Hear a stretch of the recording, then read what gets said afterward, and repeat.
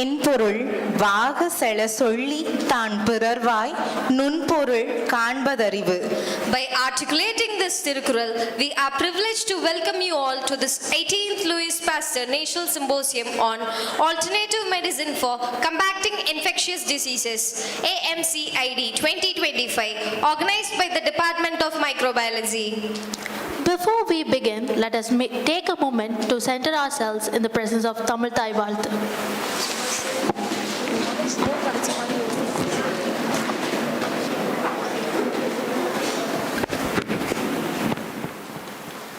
நீராறும் கடலுடுத்த நிலமடந்த கெழிலொழுகும் சீராறும் வதனமென திகழ்பரத கண்டமிது தெக்கணமும் அது சிறந்த திராவிடனன் திருநாடும் தக்க சிறு பிறை முதலும் தரித்தனரும் திலகமுமே அத்திலக வாசனை போல் அனைத்துலகும் இன்பமுற எத்திசையும் புகழ் மணக்க இருந்த பெரும் தமிழனங்கே தமிழனங்கே உன் சீரிலமை திறமியந்து செயல் மறந்து வாழ்த்ததுமே வாழ்த்ததுமே வாழ்த்ததுமே.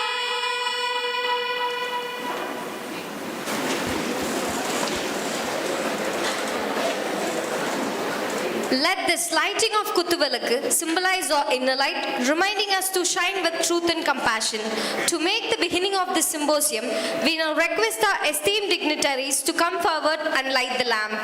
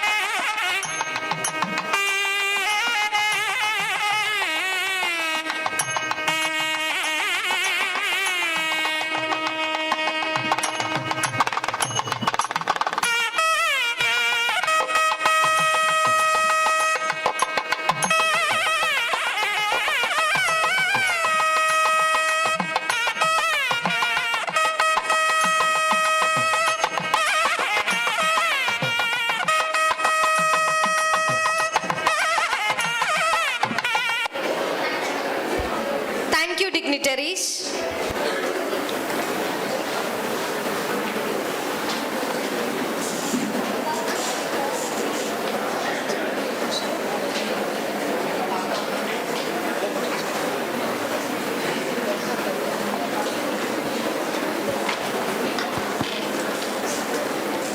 A warm welcome lays the foundation for meaningful discussions and collaborations. To extend such a welcome, we invite Ms. Sanjana Rajesh from first MSc Microbiology. Hosting is not just about welcoming guests, it's about creating unforgettable experiences. A warm and vibrant morning to our distinguished guests and the amazing audience gathered today to be part of this special occasion. On behalf of Dr.N.G.P Arts and Science College, it is my absolute pleasure to welcome each of you to the 18th Louis Pasteur National Symposium on Alternative Medicine for Combating Infectious Diseases, AMCID 2025, organized proudly by the Department of Microbiology under the prestigious DBT Star Status Scheme and sponsored by Purani Hospital Suppliers Private Limited. To begin, let me extend my heartfelt greetings to our esteemed guests whose presence elevates today's symposium. Leading the list of our dignitaries, we are honored to have with us Dr. N. Thamil Selvam, Assistant Director Biochemistry at National Ayurveda Research Institute for Panchakarma, CCRAS, Ministry of Ayush, Government of India. I welcome you, sir. I take great delight in welcoming Dr. Natesan Manikam, Chief Scientist, Indian Institute of Toxicology Research, Government of India.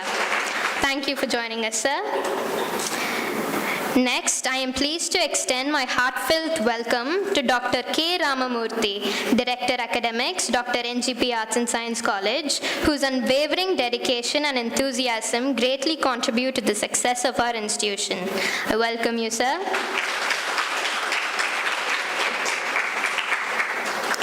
A special and warm welcome to our principal, Dr. S. Saravanan, whose continuous guidance and encouragement illuminate every occasion. Sir, we truly appreciate your presence today. A genuine salute to Dr. S.S. Sudha, the relentless driving force behind the DPT STAR program, whose dedication and passion have played a pivotal role in its success. Ma'am, we are glad you could join us. Now, let's take a moment to recognize the organizing secretaries, Dr. A.M. Ramachandran, Dr. C. Sasikla, and Dr. R. Mahendran, whose tireless efforts have made this event possible. A sincere and special note of appreciation also goes to all the other faculty of our very own Department of Microbiology for their dedicated support. I welcome and extend my gratitude to each of you. Furthermore, I offer my warmest welcome to the faculty members from other institutions, as well as the heads and staff from various departments of our college. And of course, saving the best for last, a massive shout out to our incredible students, both from our institution and from colleges far and wide. Your energy, curiosity, and enthusiasm are what makes this event truly come alive, and we couldn't be more thrilled to have you here. So once again, a big warm welcome to each and every one of you. Let's make this event an unforgettable one. Thank you. Thank you, Sanjana Rajesh. As a mark of respect, honor, and appreciation, we have a special tradition of felicitating our esteemed guest with a shawl. We now request Dr. K. Ramamurthy, Director Academics, to honor our distinguished chief guest, Dr. N. Thamil Selvam, with a shawl and a shield.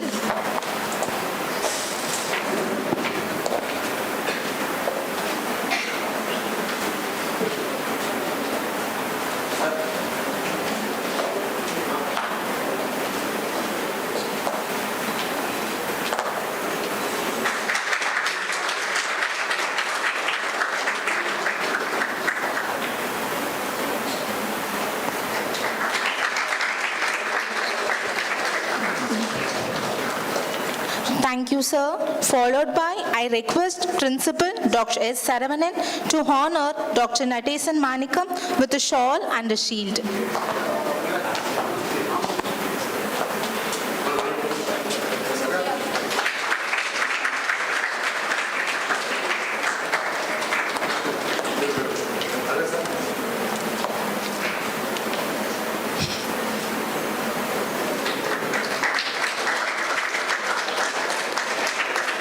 Thank you, sir.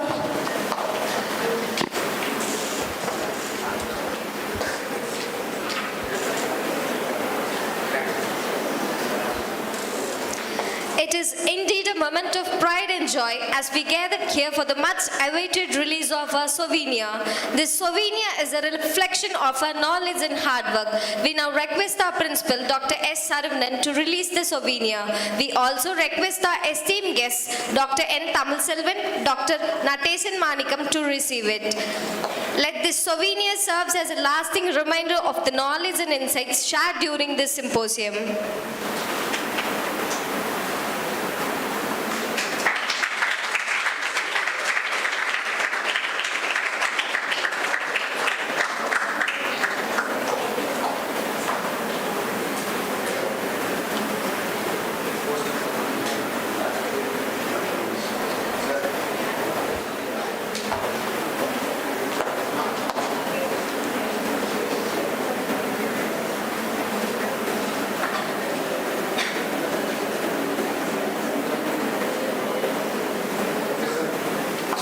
Thank you, dignitaries. It is said that leadership is not about being the best, but about making others better. I now invite Dr. K. Ramamurthy, Director Academics, to deliver the presidential address and grace this conference with his insights. Good morning. The most respected chief guests of this two-day National Symposium on Alternative Medicines for Combating Infectious Diseases, Dr. Thamilselvan, Assistant Director Biochemistry, National Ayurvedic Research Institute for Panchakarma, Central Council for Research and Ayurvedic Sciences, Ministry of Ayush, Government of India, Kerala, India, and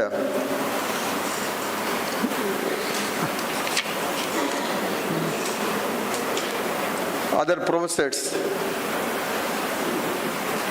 going to deliver their addresses and share their expertise with all of you on this occasion regarding this alternative medicines. I am not the scientific background person. I do not know much about your microbiology or biochemistry or science, basic sciences and other things. I have studied science only till 10th standard. So I am not a right person to talk about all these things. That is why we have invited so many people from the other area. They are all experts in that particular field. They are going to deliberate upon the various aspects and their expertise with all of you. Then in general, what is the purpose of this particular symposium or national seminars, conferences and other things? What is the purpose? See, we have certain syllabus. You are going through that. You are writing the examination. You are passing. The minimum mark is given 40% or 50% or 35%, whatever it may be. No? According to the rules and regulations, you have to undergo, you have to write the exam. Whatever you read from the books, you have to reproduce it. If anybody is able to reproduce well, they used to get the very good mark. Those who are not able to reproduce it, they will get less mark. Then in the morning we were discussing, have you ever remember the person who got first mark in 10th or plus 2 in Tamil Nadu? Or otherwise, have anybody remembering a person who got a centum in the JEE examinations or NEET? Why? Why? Because we concentrate only on this theoretical part, but practically we are successful or not, that matters. Which means we need consistency, we need continuous improvement, we need to make some contribution to the society, then only we will be remembered, we will be recollected forever. Unless otherwise your work and yourself is not useful to the society, nobody will remember you, whoever it may be.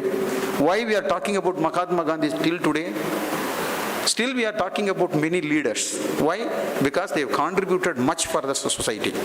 Hence, whoever, even you take the Louis Pasteur, even in the symposium is conducted in the name of the Louis Pasteur. Why we are remembering him? Why we are recollecting him? Because his contribution to the society. So, whatever you do, when you are useful to the society, when your contribution is useful to the society, you will be recollected, you will be remembered forever. So the simple message is, from collecting all the informations and collecting the knowledge from the different sources, different walks of life and different experts, different people, whatever we gain, it should be beneficial to the society. Unless otherwise your contribution is not beneficial to the society, you will not be remembered. So the ultimate objective is the benefit should go to the society and to the people. That is why we are making all these arrangements and then the seminars and everything. At least 5% of the people should transform themselves and they have to contribute for the betterment of this society. That is the ultimate objective of any program, even if it is a guest lecture or it may be a symposium, conference, anything. So be a good responsible citizens of any country, this country, be a responsible person, do something good for this society. That is the message I want to leave it to you. In this small sharing, I once again join with all of you in welcoming the August our guests and all other dignitaries on and off the dais. Thank you very much for this opportunity. Thank you. Thank you, sir. Great leaders inspire action and transformation, guiding others towards a shared goal. To share their words of encouragement and appreciation, I now request Dr. S. Saravanan, Principal, Dr.N.G.P, Arts and Science College, to felicitate the gathering.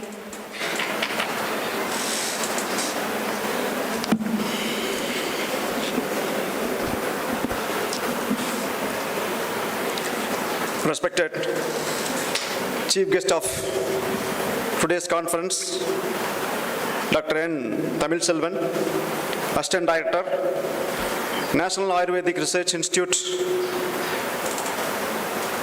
Thrissur, Kerala, Dr.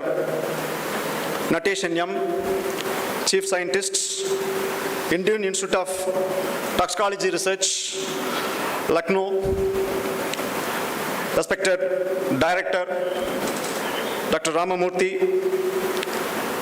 respected Dean Academics, Dr. Geeta Ramani, Head of the Department, CDC Coordinator, Dr. Sudha, staff members and student friends. Good morning to all. Our director sir rightly pointed out, those who are getting success in academic, they no longer remembered by the society, but the person making certain impacts to the society through their invention or through their contribution may be neglected during their lifetime, but definitely their contributions and inventions make a lot of changes and impact in the society. In that aspect, you may aware or you may study one such person in your subject. Just I would like to tell about on history about one such person. If you take beginning of the 18th century, the medical field is not that much developed. There are so much of took away the many lives, invariably, either rich or poor. Many people lose their lives because they don't have such amount of medical system. In such time, there was one hospital at Hungary. Now it is called as Hungary, previously it was Austria. In that hospital, so many women were admitted for a delivery. In that hospital, there is two sections. One section is managed by the doctors, well-trained, qualified doctors. And another one section is maintained by the midwives. Those times there were so much of hunger and poverty, so many people could not able to spend money for the treatment. not able to pay money to the doctors and all. So that the treatment is given by the midwives.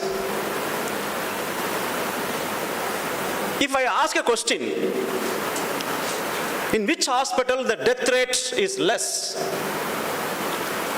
during the delivery, definitely we can say the hospital which is treated by the doctors, because they are well trained, qualified, so that we can say in that hospital there is a less amount of death rate. But the actual scenario was different. That is, death rate was, that means during the delivery. So, in that aspect, government appointed one person to analyze this problem. Here, the person appointed as an observer and analyzer to find out the solution to this problem. See, took the in charge of the hospital by 1847 as a one observer. Then he called both the persons from the doctors, from the midwives. They made so much of comparisons. In that comparisons, everything is same. The procedures which is followed in the hospitals by the doctors and the procedures which is followed in the hospital maintained by the midwives. Both are same, but they couldn't find the answer. One fine day, he found one issue which is in the hospital which is treated by the doctors. That finding is, the doctors, those who are operating the child's mother or pregnant woman, before coming to the child's ward or before coming to the pregnancy ward, they are doing certain operations in the mortuary. They are doing certain procedures in the autopsies. So they straight away come to the childbirth ward and treating the mothers. This is what the difference between the hospital which is controlled by the doctors and the hospital which is controlled by the midwives. Can you understand the point? Everything is same. The only thing is what? The doctors are doing certain operations, doing certain procedures in the autopsies and mortuary. Straight away they come and treat the women. So that's what the hypothesis made by the scientists. Because the doctors are not clean while doing the treatment to the mothers. So the unhygiene environment, unhygiene hands bring certain infectious disease to the mothers, so that the mothers are losing their life. That this is called childbirth fever or puberty fever. The reason for the puberty fever is that doctors, those who are treating these autopsies, are doing the certain procedures in the mortuary, straight away come to the hospital and doing the delivery things. So this is the reason for so much of mothers lose their life. So this is the hypothesis, this is a finding which is given by the particular scientist. He straight away informed to the doctors. He said, after your autopsy, after your mortuary procedures, everyone should wash their hands through chloride lime solution. So once you use the chloride lime solution to wash your hands, then go to the delivery section, we can control the infection called childbirth fever. So this is what implemented. After implementing this procedure, within a month period, more than 60% of death rate has been reduced. More than 60% of death rate has been controlled. Though they got result, but the doctors refused to accept this. Doctors refused. No, we are all very hygiene. We are doing perfect thing. He is blabbering something, so we won't accept his suggestion. We won't accept his findings. So he was thrown away from the hospital. After that, again he made some research and published one book. That book is called Handbook. Handbook means how you want to maintain your hand in a very perfect way and clean way before treating any patients. This was published in 1850. And again, the Vienna University doctors posed so many against newses towards this person. That person is called Dr.N.G.P. He is the person. What is the sad news here is that the entire doctor society not accepting this solution or not accepting his findings to implement in the hospital. Again, there were so many deaths happen. But he wrote this book and published this book, and this book is an fundamental for the father of microbiology called what? Yes, Louis Pasteur's germ theory. The Dr. Ignace book is fundamental and basic for Louis Pasteur's germ theory. After that, the world accepts now. The entire Western country, the entire world celebrating Ignace but during his lifetime, he was not recognized. At the age of 48, he died in the name of one hospital. That hospital is the mental hospital. Because of his agony, because of his stress and frustration, he became a man and lose his life in the age of 48. But after his death, he called as savior of mothers and father of infectious control. So I am saying this. The alternative medicines or new things in medicine may come from everywhere. Tomorrow we are going to celebrate the Science Day. I request all of you, work towards that, bring some new innovations, make the science in different field. Wish you all the best. Thanks for the opportunity. Thank you, sir, for the thought-provoking felicitation. We now invite Ms. Sangavi from 2nd MSc Microbiology to introduce our chief guest. Every day is another chance to change your life. A warm welcome to our distinguished guests, esteemed professors and fellow students. Good morning, everyone. It is my absolute honor to welcome our distinguished speaker, Dr. N. Thamilselvam, Assistant Director, National Ayurveda Research Institute for Panchakarma, Central Council for Research, Ayurvedic Science, Ministry of Ayush, Government of India, Thrissur, Kerala. Warm greetings to you, sir.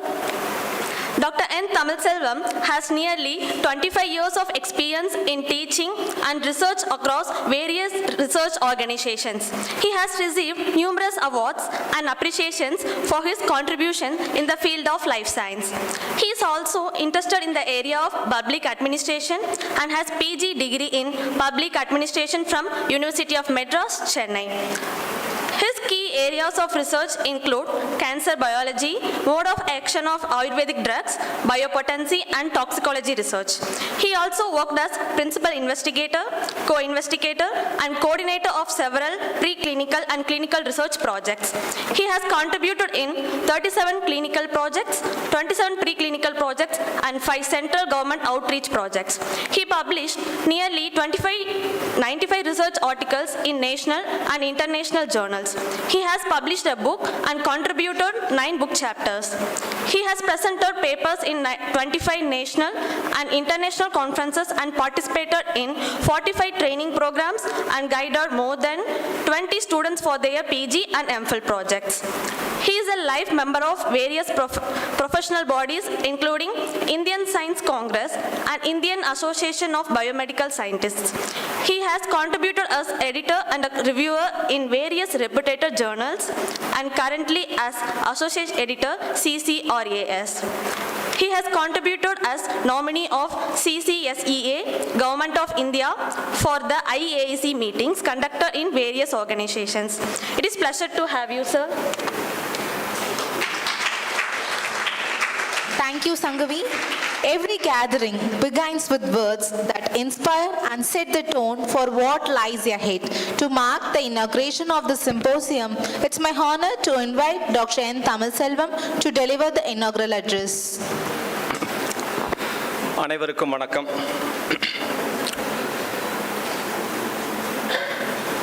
Respected Chairman and the respected Secretary of Dr.N.G.P Group of Institutions, respected Dr. Kalimuthu Dean R&D, Professor Dr. K. Ramamurthy, Director of Academics, Professor Dr. S. Saravanan, Principal, Dr. Sudha, CDC Coordinator, Dr. Geetha Raman, Madam, and Dr. Ranga Ramanujan, HOD of Microbiology Department,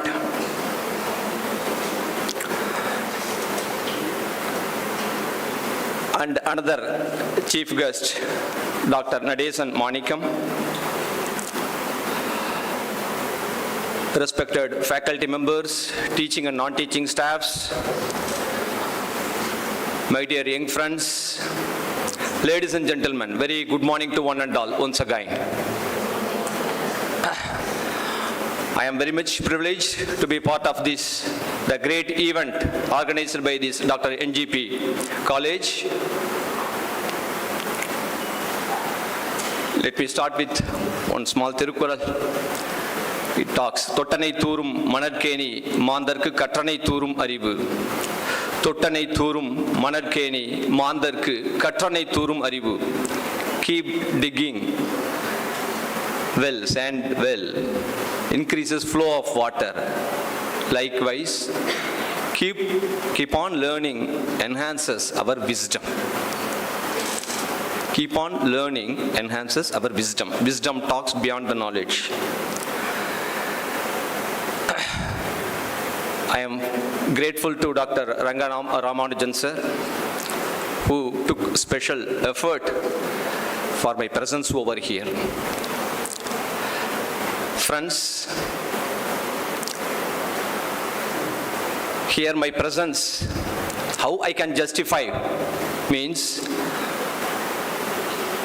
just if I can able to sensitize related with traditional medicine system, what is traditional medicine system or what is alternative medicine system,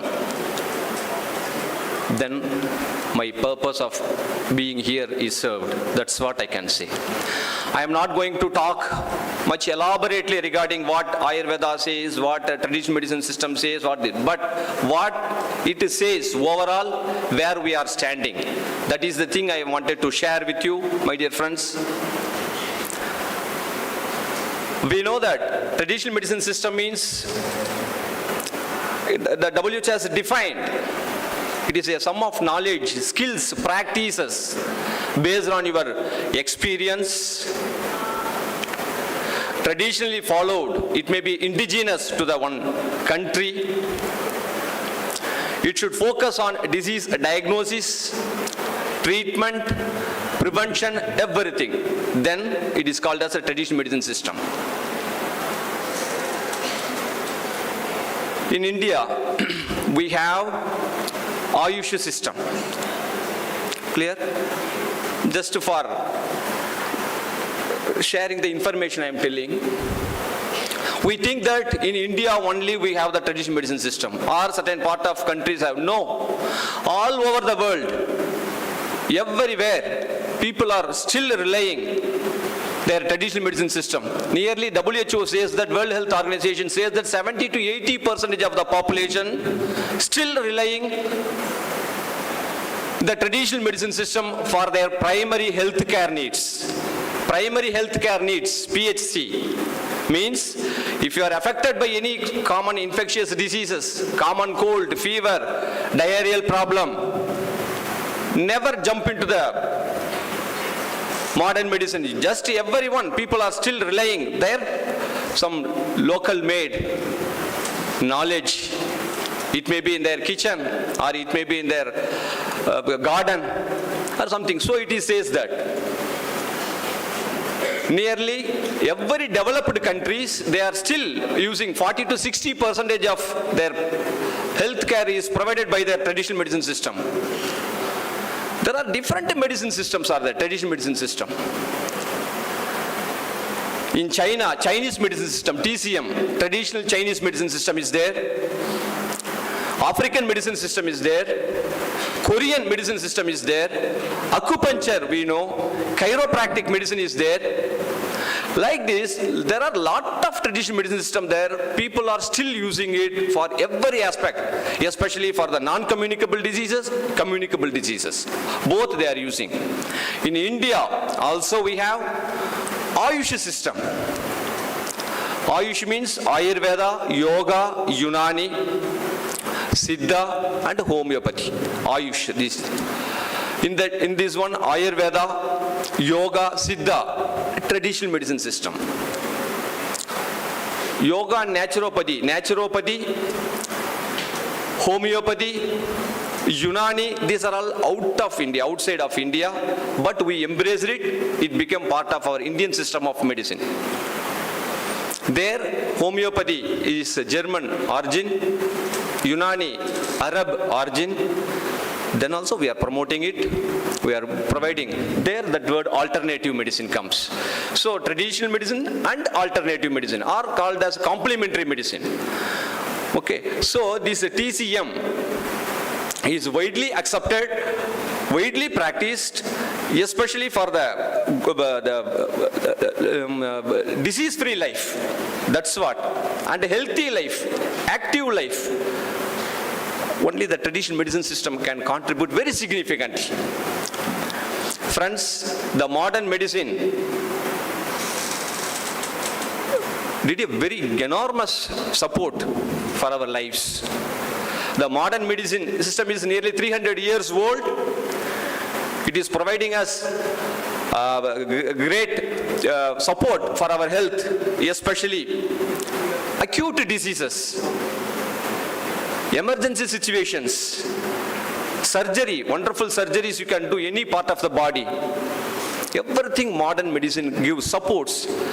But whether the modern medicine alone can do the things, no, it is not possible. That's what WHO says. For example, you take the Indian scenario, we have 140 crore population. According to the WHO, if 1,000 population, one doctor serves the purpose. In India, nearly 1.8 doctors for 1,000 population. Bed strength, 0.6 bed for 1,000 population. But the practical problem is, among the 1,000 population, there are a lot of people affected by various diseases. There, the purpose of 1.8 doctor will not serve the purpose. So, naturally, the medicine systems, the traditional medicine system and other supporting medicine system have to play a role for disease prevention, for holistic life, holistic approach of health. Everywhere, traditional medicine supports. So, the modern medicine has given a lot of life expectancy in terms of years. A lot of years we got. In 1970s, our average lifespan was 49. 2010, it was 60. Now 2020, our average lifespan is nearly 70, 66, 70 years old. We have the God. That is the advantage, the wonderful contribution of the biomedicine or conventional medicine or biomedicine or allopathy, whatever it. Parallelly, to keep away from the disease, and as well as after the surgery or after taking the cure from the other medicine, naturally you have to follow certain lifestyle management, naturally you have to follow certain things to avoid recurrence of the disease, re-emerging of the disease. There the traditional medicine system contributes, so that only we can able to run the show. Otherwise, very, very problematic. So, World Health Organization realized it, so it is very much emphasizing all over the world. All over the world, everyone should integrate the modern medicine and also the traditional medicine. Both it should be integrated approach only now serve the purpose. That is the trend is going on. In India, Ayush nearly, we have 8 lakhs doctors, Ayush doctors are there, 4,000 hospitals are there, 40,000 dispensaries are there, and we are exporting the Ayush drugs to nearly 130 countries. We are receiving support, health tourism for the Ayush purpose. Like this, we are demonstrating the wonderful thing. Because of this, our India becomes, in future, we wanted to make disease-free India. Apart from that, happy, healthy, active, long life. For that purpose, traditional medicine system contributes. I really felt very, privileged to be over here, Dr.N.G.P group of institutions, especially on the topic of alternative medicine. I wish the organizers for their great effort. Best wishes, my dear students. God bless you. Thank you very much. Thank you, sir. Living in a state of gratitude is the gateway to grace. I now invite Ms. Ritanya S. from First MSc Microbiology to propose the vote of thanks. Good morning all. I feel honored to propose the vote of thanks on this special occasion. I would like to thank the Honorable Delegate Dr. N. Tamil Selvam, Assistant Director, Biochemistry, National Ayurveda Research Institute for Panchakarma, CCRAS, Ministry of Ayush, Kerala. Thank you, sir. Thank you for joining us today. I convey my deep regards to Dr. Nateshan Manikam, Chief Scientist, Indian Institute of Toxicology Research, CSIR, IITR, Government of India, Lucknow. Thank you, sir. Thank you for joining us today. Next, with utmost gratitude, I thank our Honorable Chairman of KMCRET, Kovai Medical Center Research and Educational Trust, Dr.Nalla G, Palaniswami, and our colleague's Dynamic Madam Secretary, Dr.Thavamani D, Palaniswami. I am very much thankful to Dr. P.R. Muthuswamy, Director of Academics, N.G.P institutions. My special thanks to Professor Dr. K. Ramamurthy, Director, Academics, Dr. N.G.P. Arts and Science College, who graced us with his kind words. Thank you, sir. We thank you for your valuable presence. At this juncture, I would also like to thank our principal, Dr. S. Saravanan, who radiated a source of energy within us. I am delighted to thank the ever-inspiring Dr. S.S. Sudha, CDC Coordinator and the overall Coordinator of the DBT STAR program for the various helps we received towards this symposium. Thank you, ma'am. On behalf of the organizing committee, I convey my deep regards to Dr. D. Geeta Ramani, Dean Academics, Dr. K. Kalimuthu, Dean R&D. Thank you, dignitaries. And I am also thankful to all the other deans of various portfolios. We are really grateful for the dynamic leadership of Dr. J. Rengaramanujam, Professor and Head Department of Microbiology. Thank you, sir. A particular mention goes to our dedicated teachers and students of the organizing committee for their tireless work. I am also thankful to all the faculty members and students of our institution and also from various institutions for your participation. Have a wonderful journey for the whole 2 days of this symposium. Thank you. Thank you, Ritanya. I request all the dignitaries to occupy the front seats.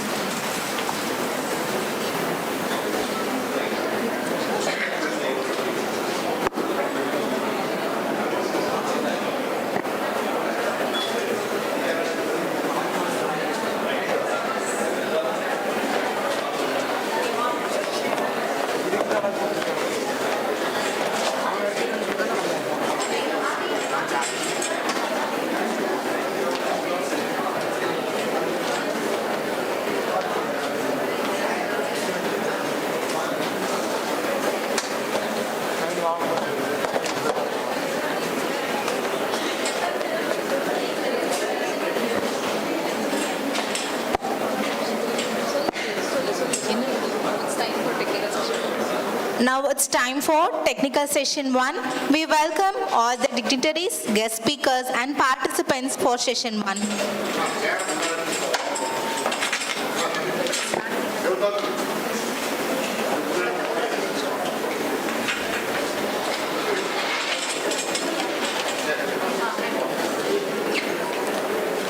The cardless mic.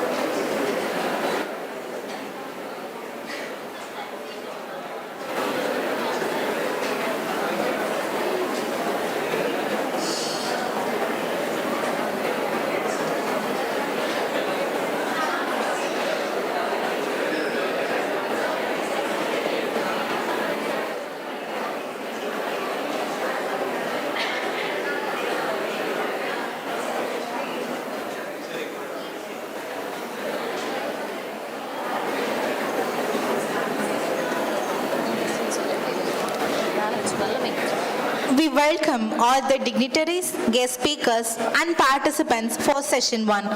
Session 1 explores the role of traditional medicine in combating infectious diseases. Education is the key to unlock the golden door of freedom. I now invite Ms. Vidisha from 2nd BSc Microbiology to give an introduction about session chair, Dr. P. Chidambarajan, Head Department of Biotechnology of our college. Honorable guests, respected speakers, and dear attendees, a very warm welcome to all of you. It's an absolute pleasure for me to introduce today's session chair, Dr. P. Chidambarajan, Professor and Head Department of Biotechnology, Dr.N.G.P. Arts and Science College.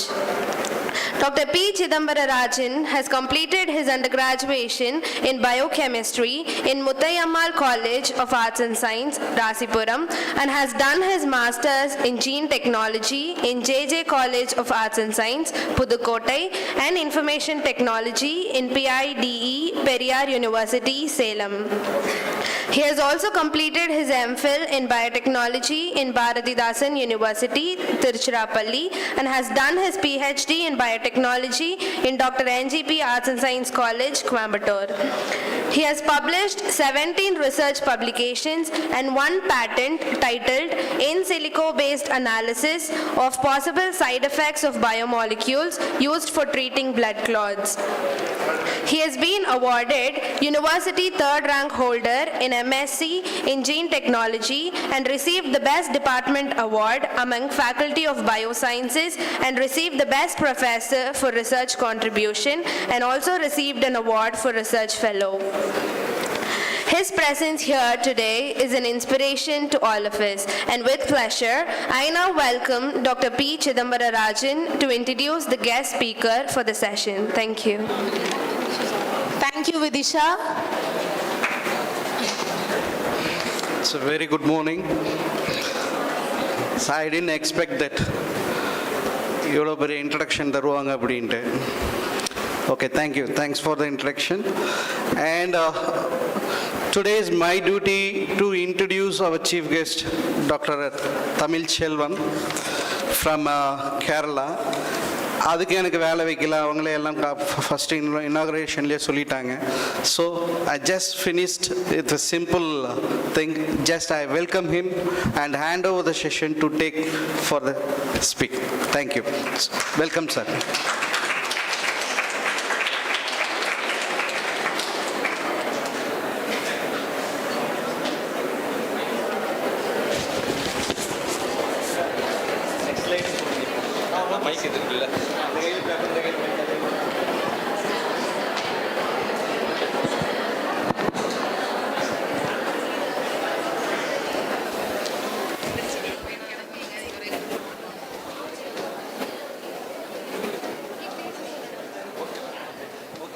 Next slide.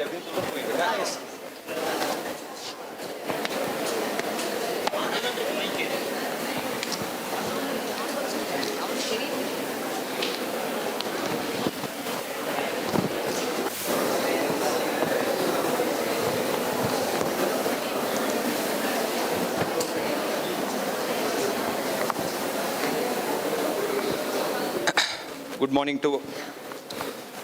Good morning to all once again.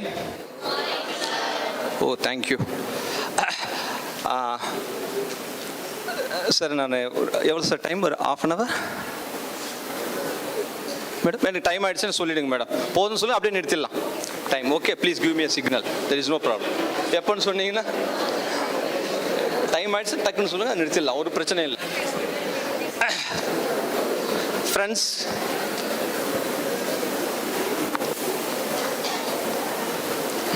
microbiology students I am meeting, very happy. Really, I am very much allergic to microbiology. நான் biochemistry major. அந்த time microbiology எடுக்கணும்னு ஒரு ஆசை இருந்துச்சு. அப்புறம் மைக்ரோபயாலஜினாலே நிறைய terminologies, name, microbial names இதெல்லாம் இருக்குது அப்படிங்கிற ஒரு லிட்டில் பிட் ஆஃப் அப்ரஹென்ஷன்ஸ் பிஎஸ்சியில் அப்போ மைக்ரோபயாலஜி விட்டுட்டு பயோகெமிஸ்ட்ரியில் போயாச்சு. பட் வெரி குட் ஃப்ரெண்ட்ஸ், நான் டாபிக்ல வரேன். தட் இன்ஃபெக்ஷியஸ் டிசீஸ் அப்படின்னு சொல்றாங்க. கம்யூனிகபிள் டிசீஸ், நான் communicable disease. There are two categories. So for my presentation I have to tell something fact what is happening around the world. For that purpose I am telling, just I have got the information from the Google. It is very much authentic because it has been collected from the concerned research institute. Just presenting before you the Global Burden of Disease 2021 report. It is functioning under the Institute for Health Metrics and Evaluation, USA. They are the one who is conducting health research in all over the world. It is a non-government organizations. So their report is valid, very much reliable, whether the people in the world are healthy or not. If they are healthy, how far they are healthy. If they are unhealthy, how much quantify it, unhealthy. These are all the terminology they have used. DALY, D-A-L-Y. Okay, disability adjusted life years, that is the thing. So that is the thing every world is measured regarding the health aspect. Okay. So the infectious diseases have a significant global impact, causing millions of deaths and disability adjusted life years. The burden of disease, of course, varies from country to country, age group. In India, tuberculosis, malaria, HIV, respiratory infections, pulmonary infections, diarrheal disease, COVID, Nipah, like that many factors are contributing for the ill health of the people in India related with infectious diseases. There are non-infectious diseases, lifestyle diseases, cancer, type of things are the diabetes mellitus, cancer, cardiovascular disease, CVD, like that. They are contributing differently. According to the report, they say that nearly 1,000 people, among the 1,030 people are dying due to infectious diseases. This is a 2016 report I got. Sometimes might have been increased. I am not sure. So why I am telling infectious diseases can be managed. Still people, 30 persons losing their life because of the infectious diseases even today. There are various factors. Infectious diseases, abdinale, hand hygiene comes first, means hygienic measures, environment, drinking water, everything contribute for the infectious diseases. We have to be very much careful. And the GBD says that antimicrobial resistant is the great factor that is spoiling the human effort to deal with the infectious diseases. And of course climatic change. They are connecting two things. Climatic change and as well as this antimicrobial resistance. These are the major two problems, very much causing trouble to deal with the infectious diseases. That is the case. In India, infectious and as well as non-infectious means communicable. In broad terminology, I will tell communicable diseases, non-communicable diseases,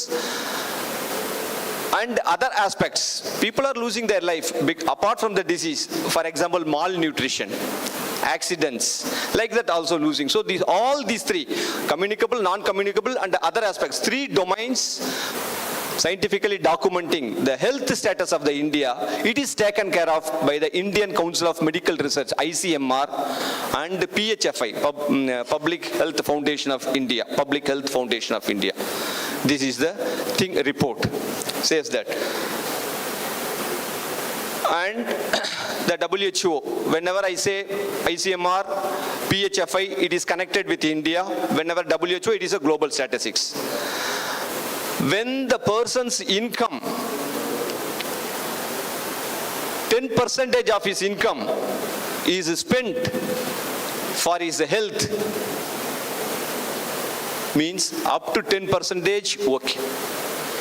Greater than 10% of the 100 ரூபாய் சம்பாதிச்சினா 10 ரூபாய்க்கு மேல நீ உன்னோட ஹெல்த்துக்காக செலவு பண்ணா, if you want, you are forced to spend more than 10% of your income, it is catastrophic.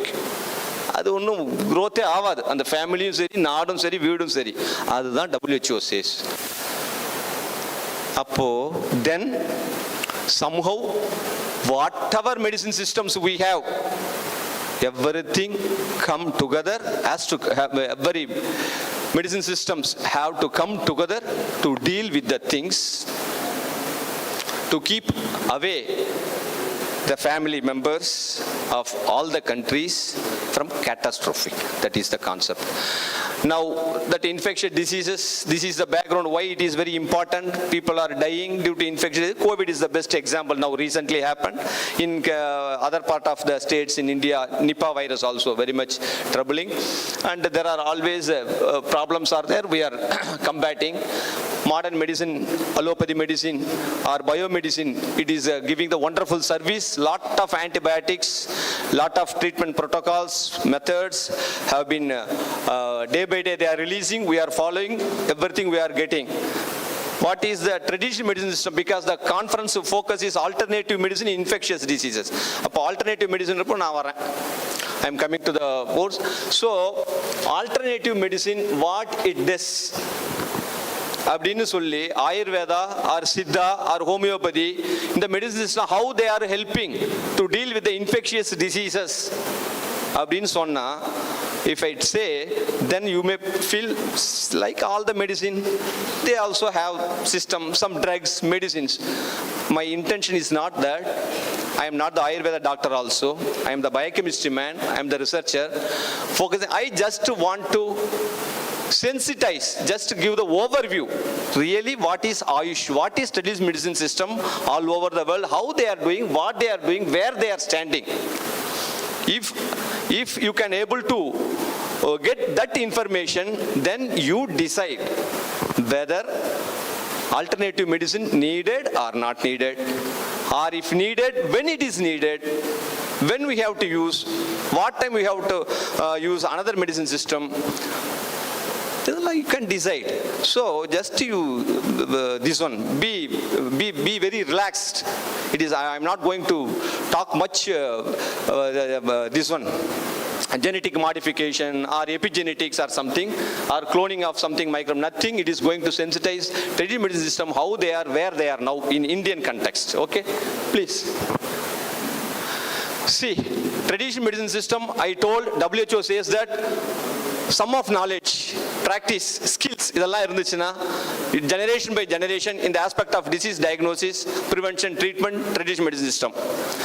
Every country has traditional medicine system. Almost, not all small countries.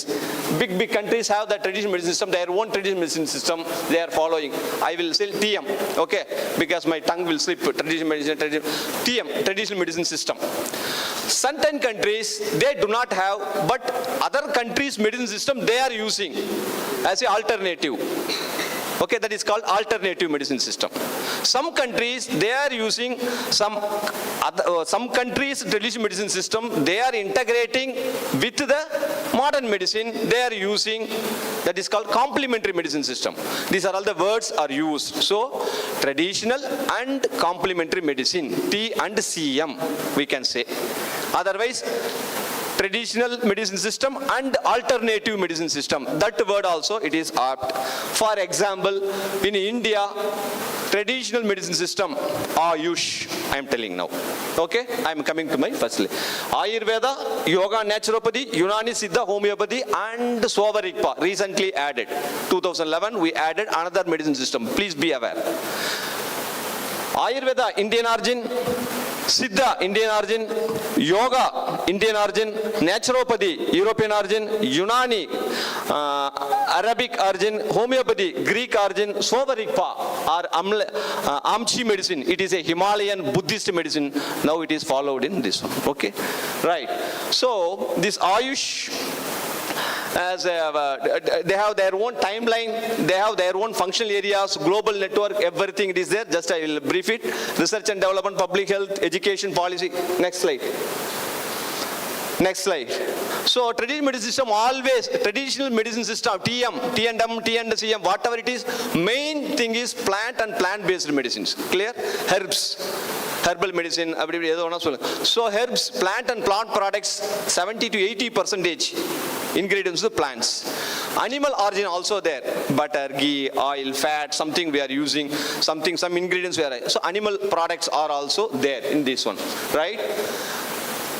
So see, the slide shows that United Nations 42%, Australia 48%, France 49%, Chile 71%, 80% in African countries. So everyone in the world, they are using traditional medicine system for their primary health care, right? Chinese, different medicine system, Thai medicine, Korean medicine, Oriental medicine, Japan, African medicine system, acupuncture, chiropractic, Ayush, India. Now got it? Traditional medicine system, different medicine systems are there all over the world. In India, Ayush, especially Ayurveda, little bit I will focus. Clear? Next. So timeline. I told that what is Ayush, what they are doing, what is where they are standing. First, so to 1995, it was under ISM, Indian System of Medicine, and homeopathy, ISM, homeopathy and the H. You see, homeopathy is outside, complementary, alternative medicine. That's the H.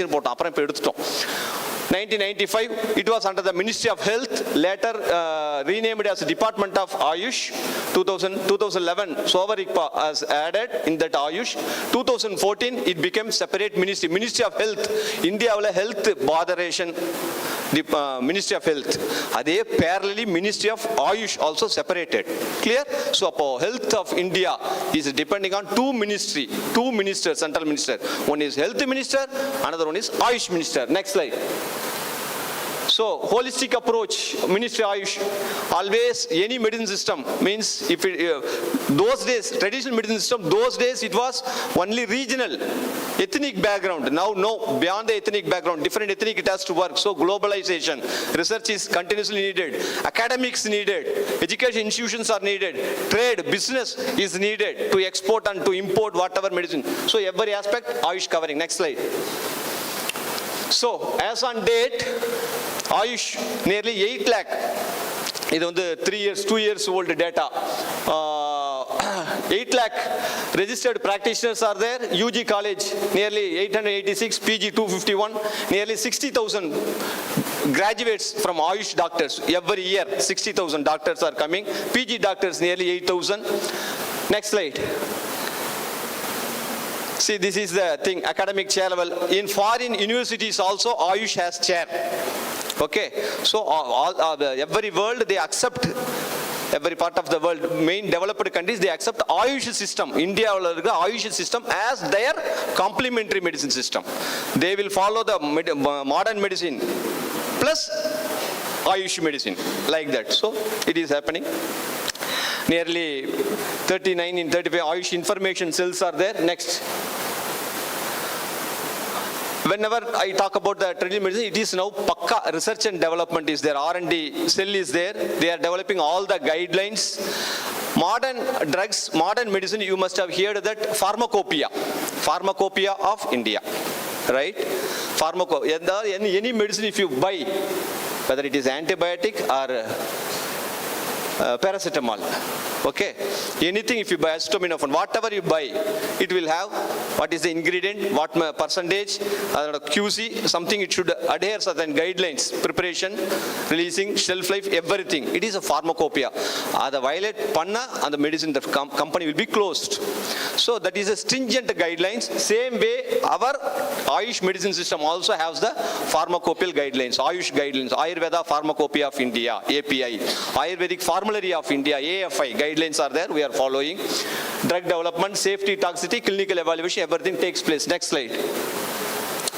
So it is our own medicine system, our knowledge, still it is 5,000 years old. Ayurveda or Siddha, it is greater than 5,000 years old, right?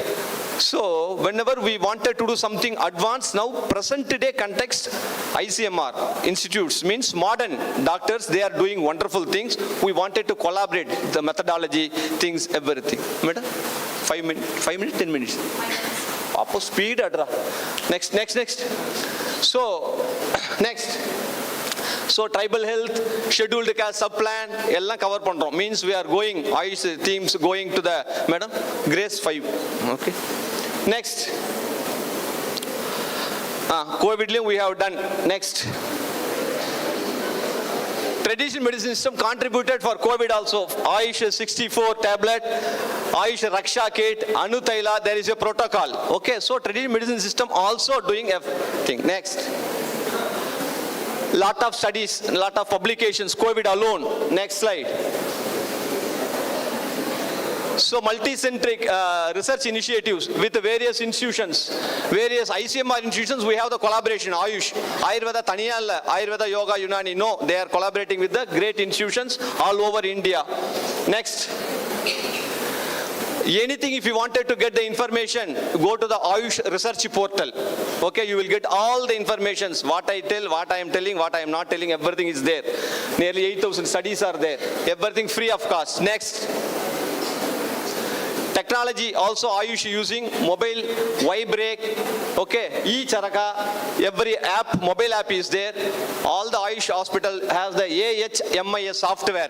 What disease, what medicine, how it is working, everything is documented. Next. Education, Ayush is not like a Gurukula Sishyam, not like that. Now it is very single window system. People have to appear for the NEET exam, single window system, selection, recruitment. Next. See, graph is always 886 colleges total, 251 colleges for PG. Next. See, every domain, Ayurveda, National Institute of Ayurveda, Siddha, National Institute of Siddha, National Institute of Homeopathy. Every medicine system has their national institute, lot of research councils also. Okay, I am coming from the Central Council for Research in Ayurvedic Sciences, CCRS. Kerala அப்படிங்கிறதுல ஒரு peripheral unit. I am coming from peripheral unit, but it has different councils. So there are lot of centers, nearly 11 centers, 9 plus 2. Next. எல்லாம் building. Next. So this is Sovarikpa. Okay, Himalayan region, people are following the Himalayan based medicine. See, every medicine system, you think that how they are working. Ayurveda working on Vada, Pitta, Kapha. These three elements are there in the body. If there is homeostasis or balancing of Vada, Pitta, Kapha, last disease occurs. If you adjust, everything will become okay. So treatment is not with the microbe, treatment with the body. Holistic approach, not this one. Okay, that is the major concept. Whatever it is, all Chinese medicine, they got the Nobel Prize also. Okay, TCM. Yin Yang concept, they and Qi. Three concept, Yin Yang Qi. With that one, they are understanding the body, understand the disease, cure this one. Right? Like that. Japan, Oriental medicine, they have different word. They understand the body, anatomy, physiology, they will deal it, they will cure it. Next. We have a lot of training programs, accreditation, everything. Next, ATAB. Public health means primary health. Public, how Ayush is supporting, that is the thing. It is supporting through the National Ayush Mission, NAM, okay. Then Ayushman Arogya Mandir. There are 2 mega projects, that one we are dealing. Next.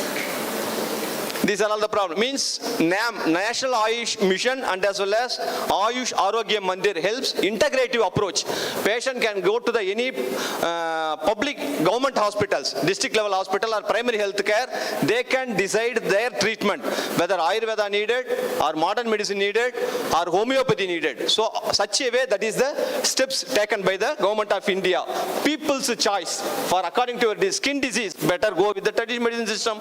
Cardiac problem, go with the allopathy. So you decide. Sometimes after cardiac problem, alternate main medicine you have taken 3 months, you feel okay, I wanted to keep away from the disease. Next time I should not suffer, go with the next time Ayurveda doctor or Siddha doctor. So you can decide. Such a way, government integrative approach of health. People's choice is being, that is a great effort of the National Ayurveda Mission. These are the 10 years growth of Ayush. Next. Same, next. Lot of 8.9 crore people benefit, statistics. Now, next. See, Ayush hospitals nearly, it is keep on growing. 5.4 crore people benefited during 2021-22. It is increased. Ayush, towards Ayush, people are coming for the treatment. 1 year, nearly 6 crore people are coming. Next.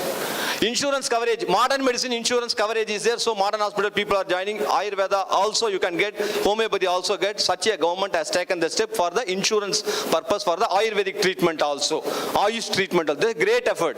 And as well as ICD we will tell. For example, cardiac problem, malaria, COVID. In what way we can communicate that modern word with the traditional medicine system that has been defined now. Vada Vyadi. Okay. Kapha Vyadi, like that some terminology that has been linked. So modern doctor also can understand what is this one, this also, vice versa.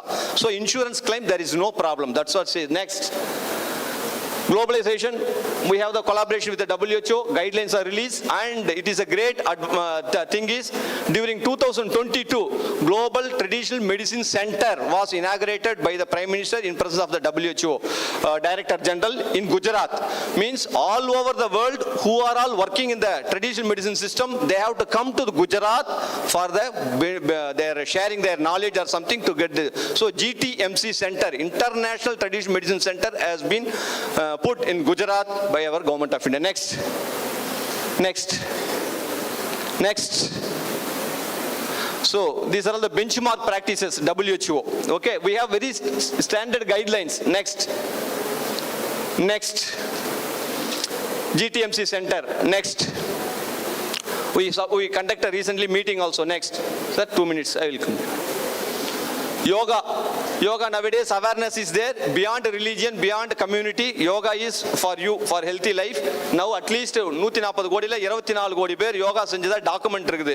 Daily செய்றாங்களான்றது question. அது அவரோ they have to decide. Next. Industrial support. A lot of medicines are prepared.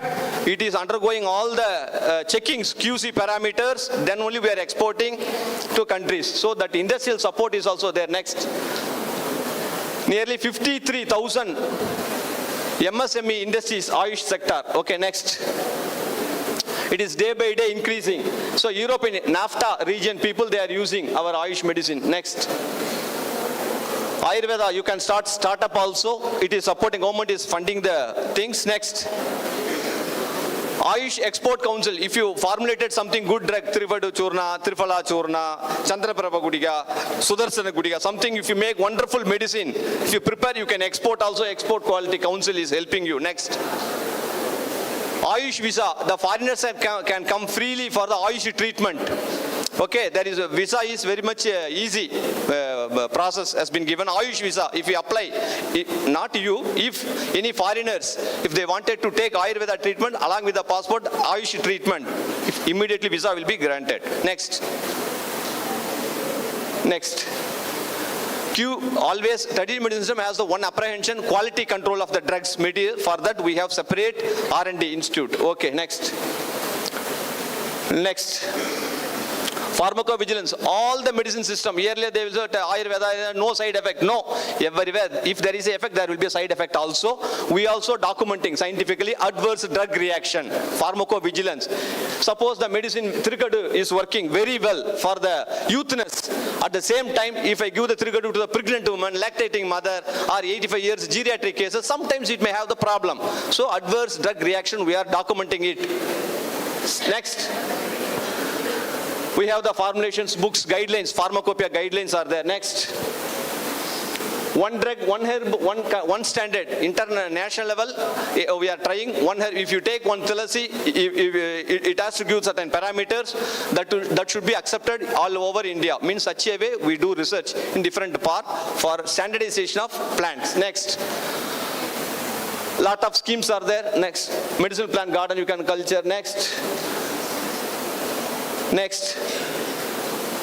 Sustainable development goals also it touches. Sustainable development goal, SDG, continuous improvement. You protect yourself, you protect the environment, you protect the care of the future generation. As SDGs in Sulu, or 17 goal, the 2030, we have to achieve it all over the country, all the countries. For the SDG, sustainable development goals also, Ayush sector contribute, especially 4 factors. Next.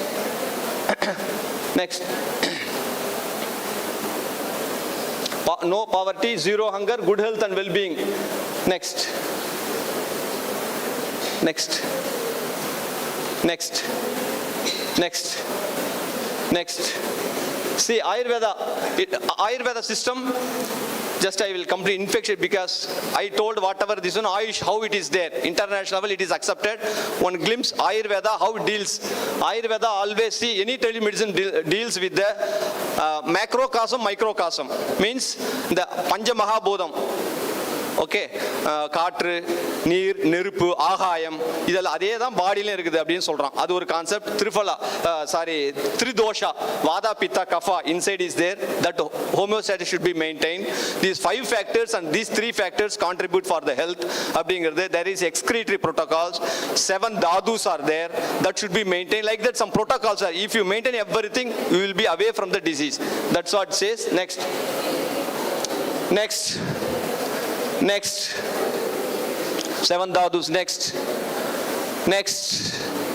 So this is the basic principle, how they are connecting, how the medicine system working for the disease.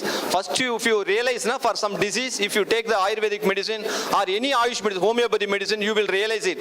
Whether it works or not, how it works, that do not know, then you will start believing. Next. In Ayurveda, Panchakarma, Rasayana, Sadvrita, these are all the major method of procedure-based treatments are going on. There you will get the wonderful changes. Next. This Panchakarma, 5 procedure, biopurification of the body. Through 5 procedures, we are doing the wonder. Rasayana drugs for youthness, maintenance of the youth, for the active purpose, Rasayana. Sadvrita, there are certain guidelines you have to follow in your life. Sadvrita. Next. Next. Next. So some common infectious diseases, what are the common medicines prescribed? Triphala, Yashti Madhu, Churna, Agastya Haritaki, like these medicines are there. Just to mainly use 10 medicines I have given. Next. Next. Single plant or formulations plant. These are all the 12 common herbs we are using for the management of infectious diseases. Next. Next. So now integrative means the modern medicine or any medicine system, along with that you approach the Ayush also for your life. There you will get the lot of benefit. That's what I can say. Means the modern medicine or something, conventional medicine, it protects you. It gives a life to you. But alternative medicine or traditional medicine system only can give active life. Giving life, very important. That life should be very active. சும்மா உயிர் மட்டும் இருந்துகிட்டே 99 வயசு வரலாம் வாழ்ந்து என்ன பிரயோஜனம்? புரியுதா? 70 வயசுல டிசீஸ் வந்துட்டு 30 வருஷம் நோயாளியாவே மெடிசின் சாப்பிட்டீங்கன்னா அப்புறம் what is the use? Traditional medicine system, it cures, it prevents, it makes you active, happy, healthy, strength, long life. அது ஏன்னா it connects mental illness also, mind, body, everything it connects, it deals. Next. So conventional medicine, complementary medicine, self-care, 3 domain needed. Self-care needed, alternative medicine needed, conventional medicine needed. Next. So future is relying in our tradition. Health sector requires integrative approach. Ayurveda for everyone, for every day. Okay? Next. Thank you.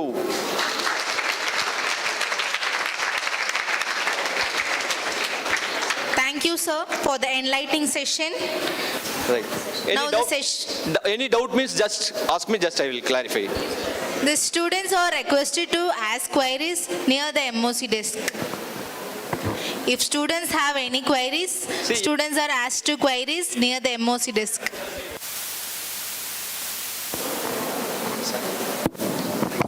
Thank you.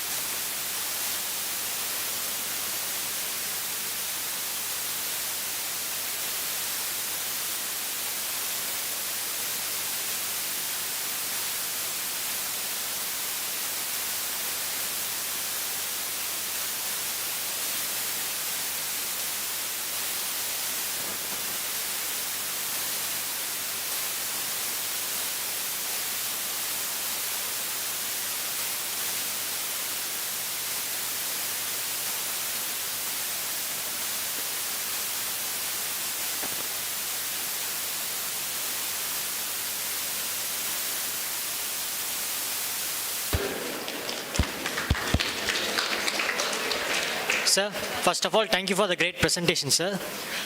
I have a doubt, sir. Both the traditional medicine and commercial medicine can cure the disease. What is the major difference between these? Yes, sir. Modern medicine or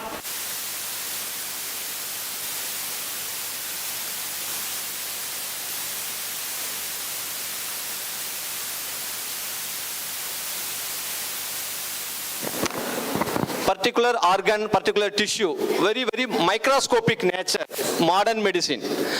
But traditional medicine system, அப்படின்னு சொல்றது holistic approach. You will take the medicine for general health. It will take care of everything. For example, liver problem, you will take liver curing tablet, biomedicine. Same liver problem, if you consult Ayurveda physician, they will give some plant herb extracts, tonic. It takes care of your immunity, it takes care of your organ, so it makes body to heal the disease. Okay? For example, antibiotic, microbial antibiotic, your drug will deal with the microbe, whether it may be a bactericidal or bacteriostatic or something. But Ayurveda drugs, it may have the bactericidal or bacteriostatic property. Apart from that, it induces your immunity, self-healing mechanism, rejuvenation. All this way they are working, so they will oppose the microbial entry to the body. Clear?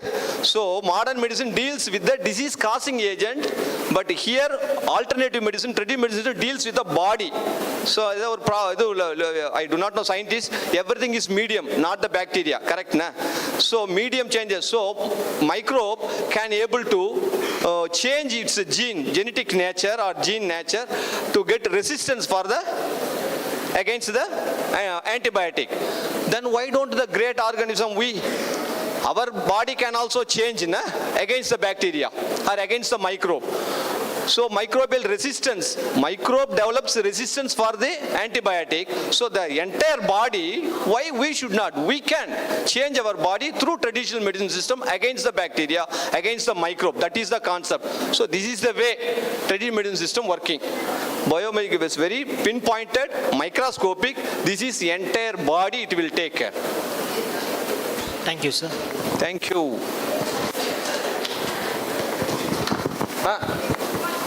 சொல்லுமா. Good morning, sir. Thank you for the session. இப்போ modern மெடிசனுக்கு 2 years expiry டேட்னு சொல்கிறோம்ல sir, particular ட்ரக்குக்கு அந்த மாதிரி ஆயுஷ்க்கு ஏதாச்சும் expiry date இருக்கா sir? Very good. Ayurveda drugs also have the expiry date இருக்குது. ஒவ்வொரு ப்ராடக்ட்டுக்கும் மாறுது. Okay, certain kashayas 6 months to 1 year. Certain medicines up to 1.5 year, 2 year. Grida, ghee based medicines are there. They have 3 years, 3.5 years. Shelf life means up to that it will work. So everything we also adhere the guidelines. We also conducting the shelf life study. There is a expiry thing for Ayurveda drugs, medicines also. Everything is individual, right? நீங்க ஆயுர்வேதா இல்ல, any traditional medicine system you follow in your life, okay? Something yoga or ayurveda, homeopathy, siddha, சும்மா soap பேஸ்ட்ல Siddha Ayurveda plant அதெல்லாம் இல்ல. Real Ayurveda doctor you consult or real siddha for your basic health illness problem comes, you just otherwise also traditional medicine system என்னன்னா health of the healthy it restrain. Okay, அதாவது ஹெல்த்தா இருக்கிறவனோட ஹெல்த்தை அப்படியே பாதுகாக்கும். Disease வந்தவொடனே disease மாற்றும், அப்படிதான். It is not healthy means not simply disease free life. Healthy is different. Ayurveda or traditional medicine, healthy is different, not simply being disease free. Healthy means you are very strength, you are very active, your long life you are ensured, you can achieve whatever this one, and moreover you are always happy. Okay, means it talks about your mental, just mind your mind, it cures lot of diseases. There is a philosophy. So traditional medicine system health is different. Modern medicine health is just keep away the disease, that's all. Good morning, sir. Sir, இப்போ ரீசெண்டாக ட்ரெண்டில் இருக்கிறது natural ப்ராடக்ட்ஸ்ன்னு சொல்லி soap, shampoos எல்லாம் spread ஆகிட்டு இருக்குல்ல? ஆமாம். So mostly by mistake இப்போ எஜுகேட்டட்னா ஓகே, பட் ரூரல் பீப்புள்ஸ் இது எல்லாருமே வந்து அதை ஆயுர்வேதிக்குன்னு தானே சார் மிஸ்டேக்காக எடுத்துப்பாங்க. ஏன்னா அது நேச்சுரலாக ப்ரொடியூஸ் ஆகுது. ஈவன் ஆயுர்வேதிக்கும் நேச்சுரலாக ப்ரொடியூஸ் ஆகுது. அதோட பாயிண்ட் ஆஃப் வியூ, உங்களோட பாயிண்ட் ஆஃப் வியூ என்ன சார்? இது நமக்கு ஒன்றும் தெரியாமே இருந்தோம். நம்மகிட்ட தான் ட்ரெடிஷ்னல் நாலேஜ் இருந்துச்சு பல வருஷமா. சும்மா இதெல்லாம் கேட்குறாங்க, நான் சொல்கிறேன் உங்களுக்கு. என்ன அந்த கொஸ்டினை ஒரு காரணமாக வச்சுக்கிட்டு நான் பேசுகிறேன், அவ்வளோதான். ரைட்? அவங்களுக்கு அதில் ஆன்சரும் கிடைக்கும். ஒன்றும் தெரியாதவனுக்கு அட்லீஸ்ட் இப்போ கொஞ்சமாக தெரியுது இல்லை, சோப்பில் பிளான்ட் வேணும், அதில் துளசி வேணும், இதில் நீம் வேணும், அதில் மஞ்சளுக்கு வேணும், இல்லாட்டா மஞ்சள் பூசுறதே தப்பாக பார்த்தோம் நம்ம. புரியுதா? மஞ்சள் சேர்த்துக்கிது. அப்போது ஏதோ ஒரு ரீதியில் இப்போ people are sensitised. Soap, oil, paste, shampoo, everything nature, plant base அப்படின்னு ஒரு சென்சிடைசேஷன் பர்பஸ் நடக்குது இல்லையா? அது வழியா ட்ரெடிஷனல் மெடிசன் இம்பார்ட்டன்ட் புரியுதா இல்லையா? அது ஒரு நம்பிங்க, அதை ஃபாலோ பண்ணுங்க. ஒன்று. செகண்ட், அது ஒரிஜினலா டூப்ளிகேட்டா, அது ஆயுர்வேதா ப்ராடக்டா? I also do not know. They are telling they are adding some extract. இப்போ நீம் எக்ஸ்ட்ராக்டும் சேர்க்கலாம், நீமு வர மாதிரி வாசனை வர பொருளும் சேர்க்கலாம். அது வந்தால் நீம்னு வரும். ஆனால் எதுவாக இருந்தாலும் கன்சம்ஷன் இருக்கு இல்லையா? அதாவது சாப்பிட்ற பொருள் அதில் வந்து ஃப்ளேவர் தான் அதிகம், essence original plant based extract கம்மி. அதெல்லாம் டோன்ட் பிலீவ் சிம்பிளி. யூ, ஐ ஆம் leaving to your this one knowledge. You analyse, you have the capacity. You analyze whether mango juice contains mango or only mango flavor. Guava juice contains guava or guava flavour. அது நீங்கள் பண்ணீங்க. Papaya சோப்புன்னு என்ன பப்பாயாவில் தான் வருது நேராக. பப்பாயோட colour போட்டு papaya ஷேப்பில் தர்றான். அது இல்லைன்னு சொல்ல மாட்டேன், இருக்குன்னு சொல்ல மாட்டேன். ரெக்கார்ட் பண்ணிட்டு ப்ராப்ளம் ஆகிட போகுது. அதால பப்பாயா சோப்பு யூஸ் பண்ணி அதால எதை பிலீவ் பண்ணணும், எதை பிலீவ் பண்ணக்கூடாது, எதை கமர்ஷியலைஸ் பண்றான், எதை எக்ஸ்பிளாய்டேஷன் பண்றான், அதெல்லாம் பார்த்து டீல் பண்ணிக்க வேண்டியதுதான். Clear? Ayurveda is good, traditional medicine is good, people are commercializing it. At least commercialization இப்போ கிராமம் டவுன் எல்லா இடத்துலையும் கோல்கேட்டுக்கு பதிலாக கோல்கேட் ஹெர்பல் பேஸ்ட் அப்படி வந்தப்போ அட்லீஸ்ட் பீப்புள் ஆர் டேர்னிங்ண்ணே. அந்த அறிவு வந்துச்சு இல்லை? இன்னும் போக இன்னும் அறிவு இது மாதிரிலாம் வரும். கேள்வி கேட்டு இது ஒரிஜினலா டூப்ளிகேட்டா அறிவு வந்தப்போ நம்ம ஃபாலோ பண்ணுவோம். Thank you.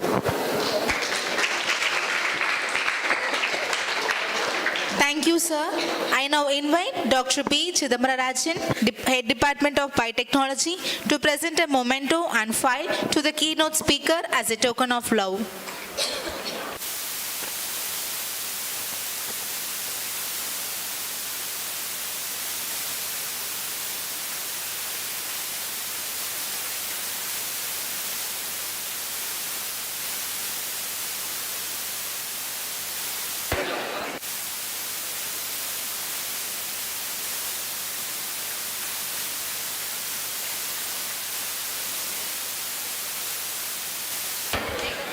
Thank you, sir.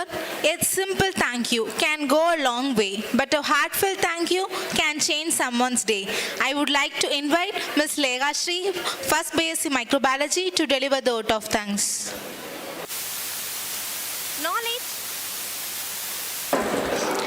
Knowledge can only be volunteered. It cannot be conscripted. With this recite, I sincerely express my gratitude to Dr.N. Tamil for imparting his wide knowledge to us about the role of traditional medicine system in combating infectious diseases. Thank you, sir, for such a mind-opening session. Thank you, Lega Shri.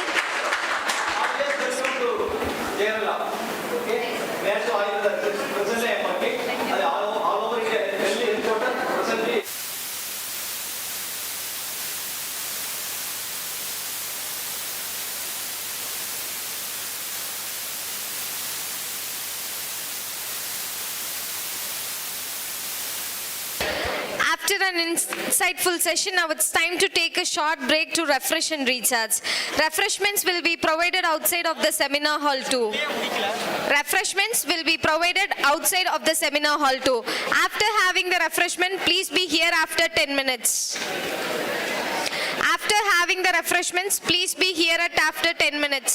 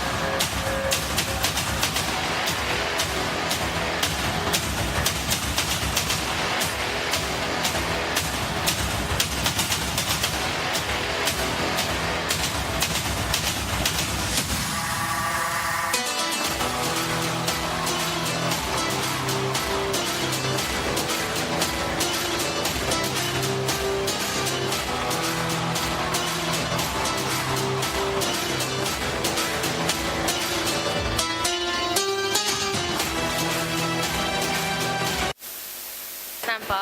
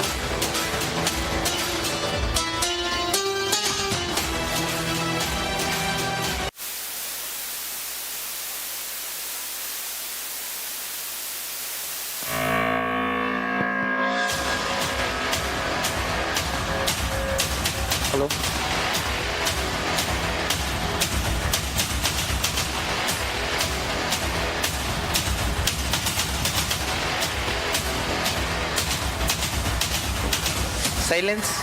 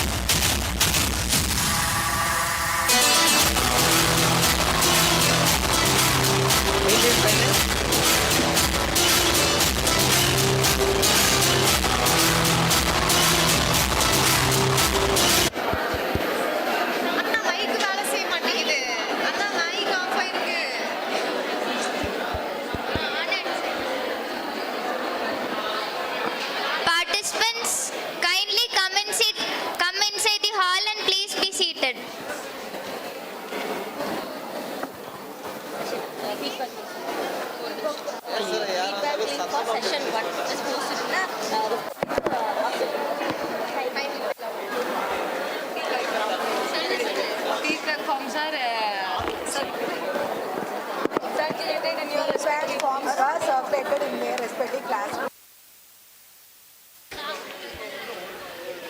Feedback form for session 1 is circulated in the respective WhatsApp groups. Please fill the forms.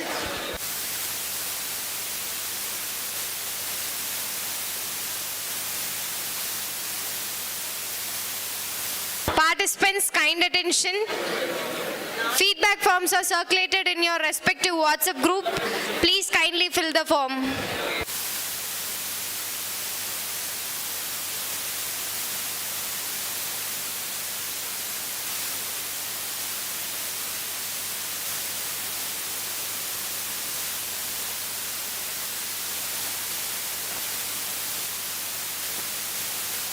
Participants, kind attention. Feedback form for session 1 is circulated in your respective WhatsApp group. Please kindly fill the form.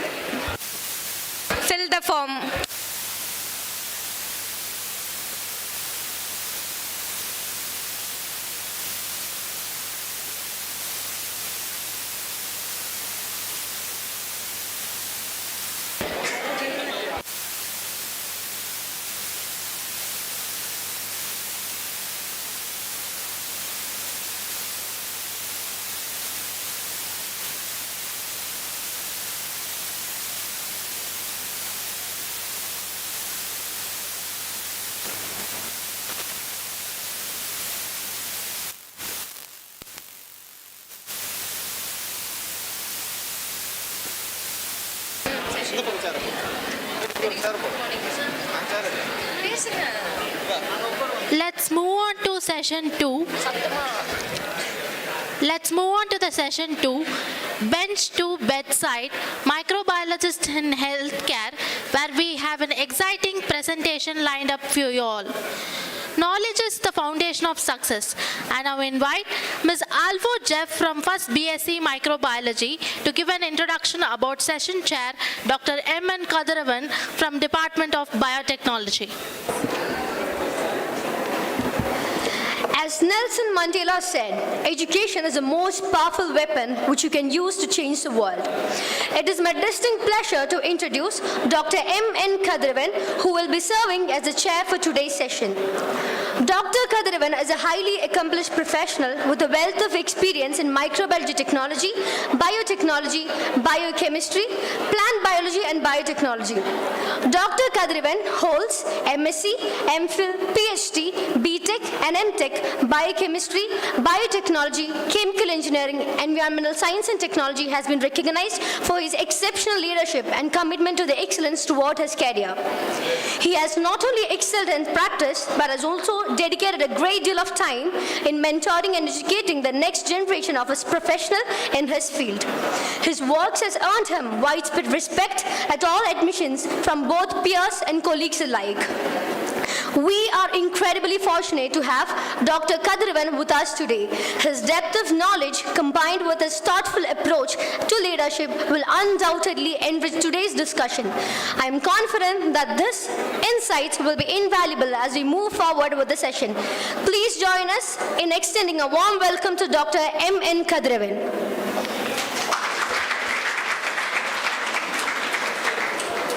I request Dr. M.N. Kadrivan sir and Dr. Gandhi Rajan to the stage.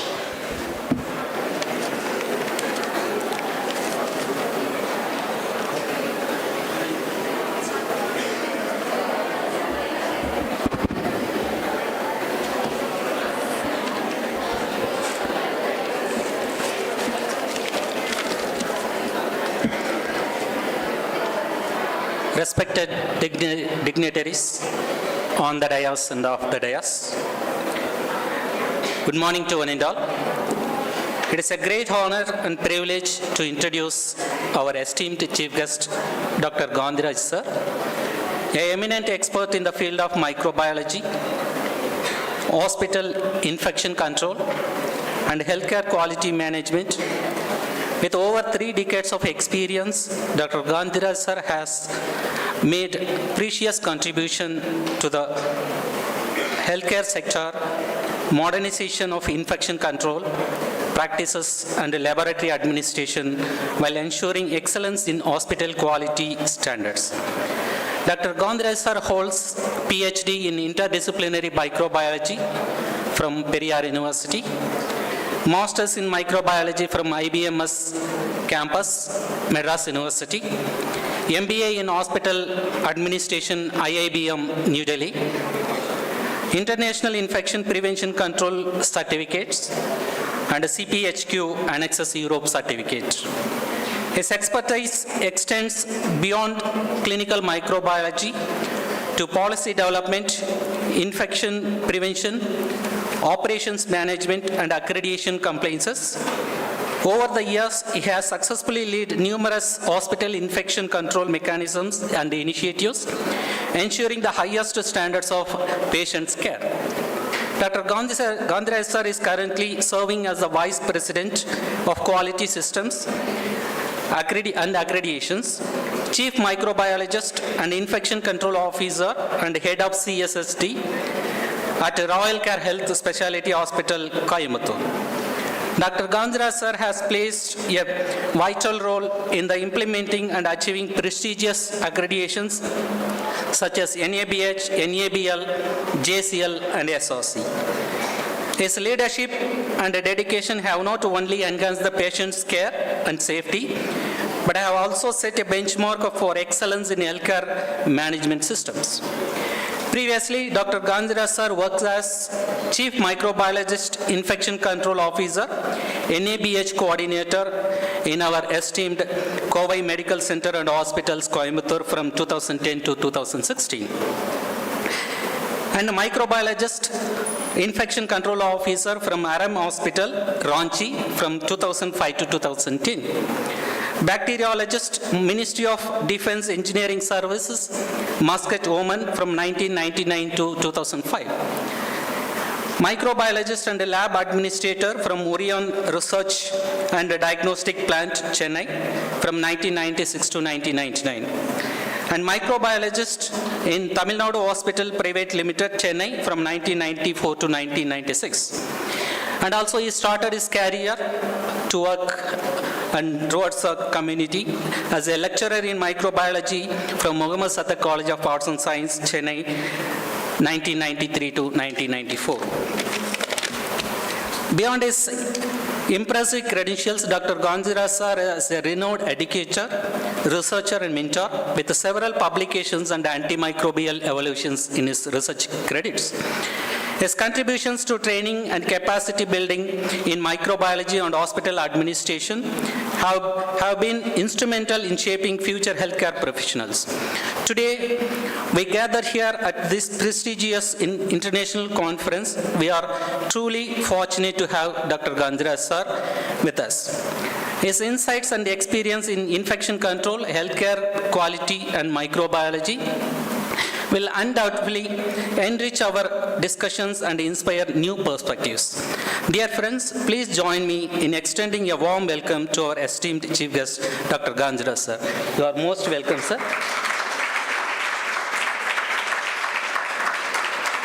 Respected Dr. Ganjra, sir, we are here to hear your words of wisdom. The stage is yours. Thank you. Thank you, Anida. Thank you, sir. It's my pleasure to invite Dr. M.N. Kadiravan to present the shawl and shield to the speaker as a symbol of heartful appreciation.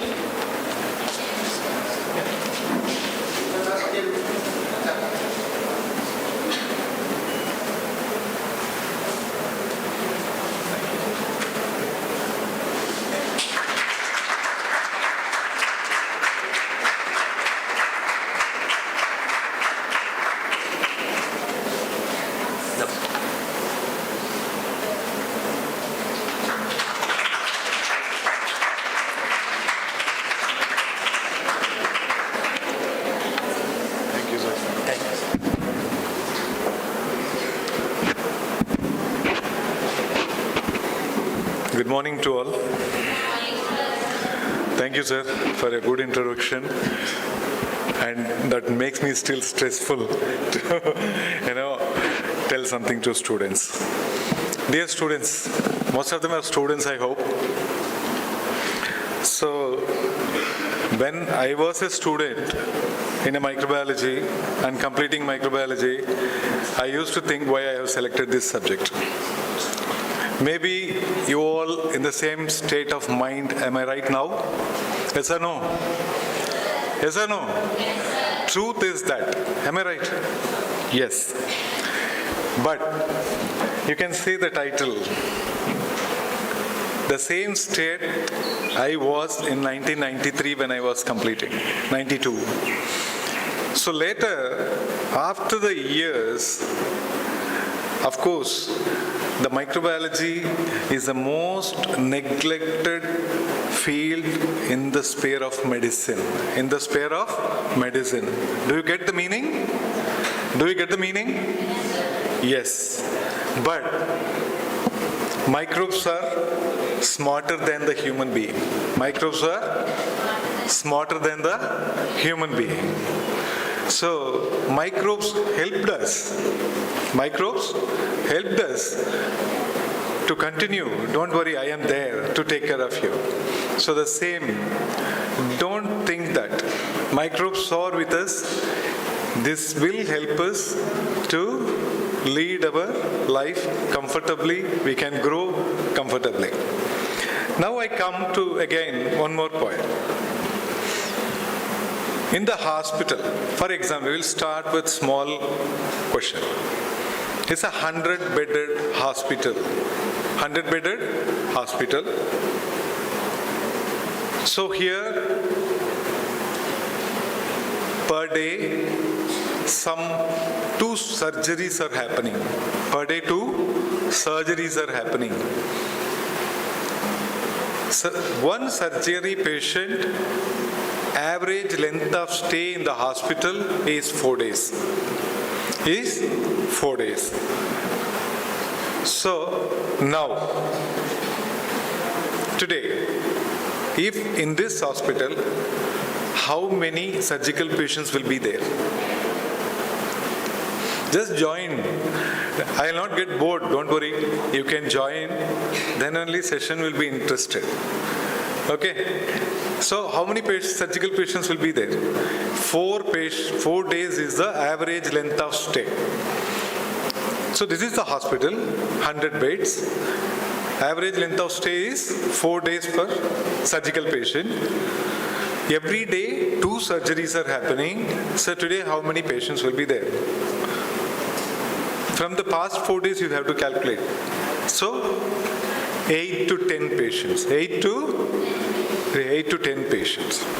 So these are the surgical patients. When the patient comes to hospital, we have to divide the patients as disease, disorders. Disease and disorders. So disorders are corrected by the surgeries. Disorders are corrected by surgeries. But diseases are treated by the antimicrobials. So hospital runs with the support of medical patients. Am I right now? Remaining 90 patients, who are they? Medical patients. Just join medical. Medical means what? The patients are infected with some kind of infection. Okay, so the medical patients. So from where these medical patients are came? With the infections. From where they got the infections? From the microorganisms. From the microorganisms. Then whether treating doctor role is higher side or the microbiologist role will be higher side in the hospital. 90 patients are infected. Only 10 patients with disorders. So whose role is important in the hospital? Loud, tell. Come on, not backside. Who is? Microbiologist. Okay, so don't feel that, don't be in that state that why you have selected this subject. We are playing a fantastic role in the community. The best example, COVID, the best example, coronavirus, showed that without microbiologists, no world can run, no hospital can run. Okay, so with this I start. My quote is, go to next slide please. Diagnose the illness, trace its cause, seek the proper remedy and apply it with skill. Anybody remembers from where I got this quote?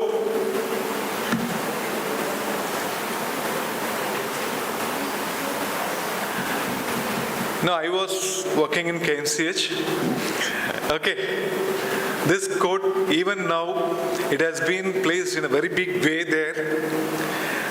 It's our chairman's dream, and you can see that, medical symbol, below the medical symbol, he has written that. Noi nadi, noi mudal nadi, adudanikum, vai nadi, vaipachayal. Am I right? See diagnose the illness. Who will diagnose the illness? Microbiologist. Who diagnosed the illness? Microbiologist. Next. Previous slide. Trace cause. Trace the cause of infection. Who traces this cause? Again, if you are getting a stool sample, you got a diarrhea. For example, yesterday you had a fun with your friends. Day before yesterday you had a fun with your friends you went to a dhaba, had a good chicken. Very next day morning you called the department and said, Madam, I am diarrhea. I am in diarrhea, I am not coming today. So, cause, finding the cause. Whose job again? Next. Seek the proper remedy. What is the remedy for this? Anti? So who is this? Antibiotics, or this antibiotic is for this microorganism. Who is giving this result? Then apply it with skill. That is doctor. That is doctor. Am I right? Do you accept this? So, without microbiologists, no medical field. No medical field. Okay? So, our role is also equally important. We play a big role. We play a big role. So, that few things I will highlight. 1 hour session. Okay, I don't want you to take 1 hour session in your mind. Take just 5 minutes.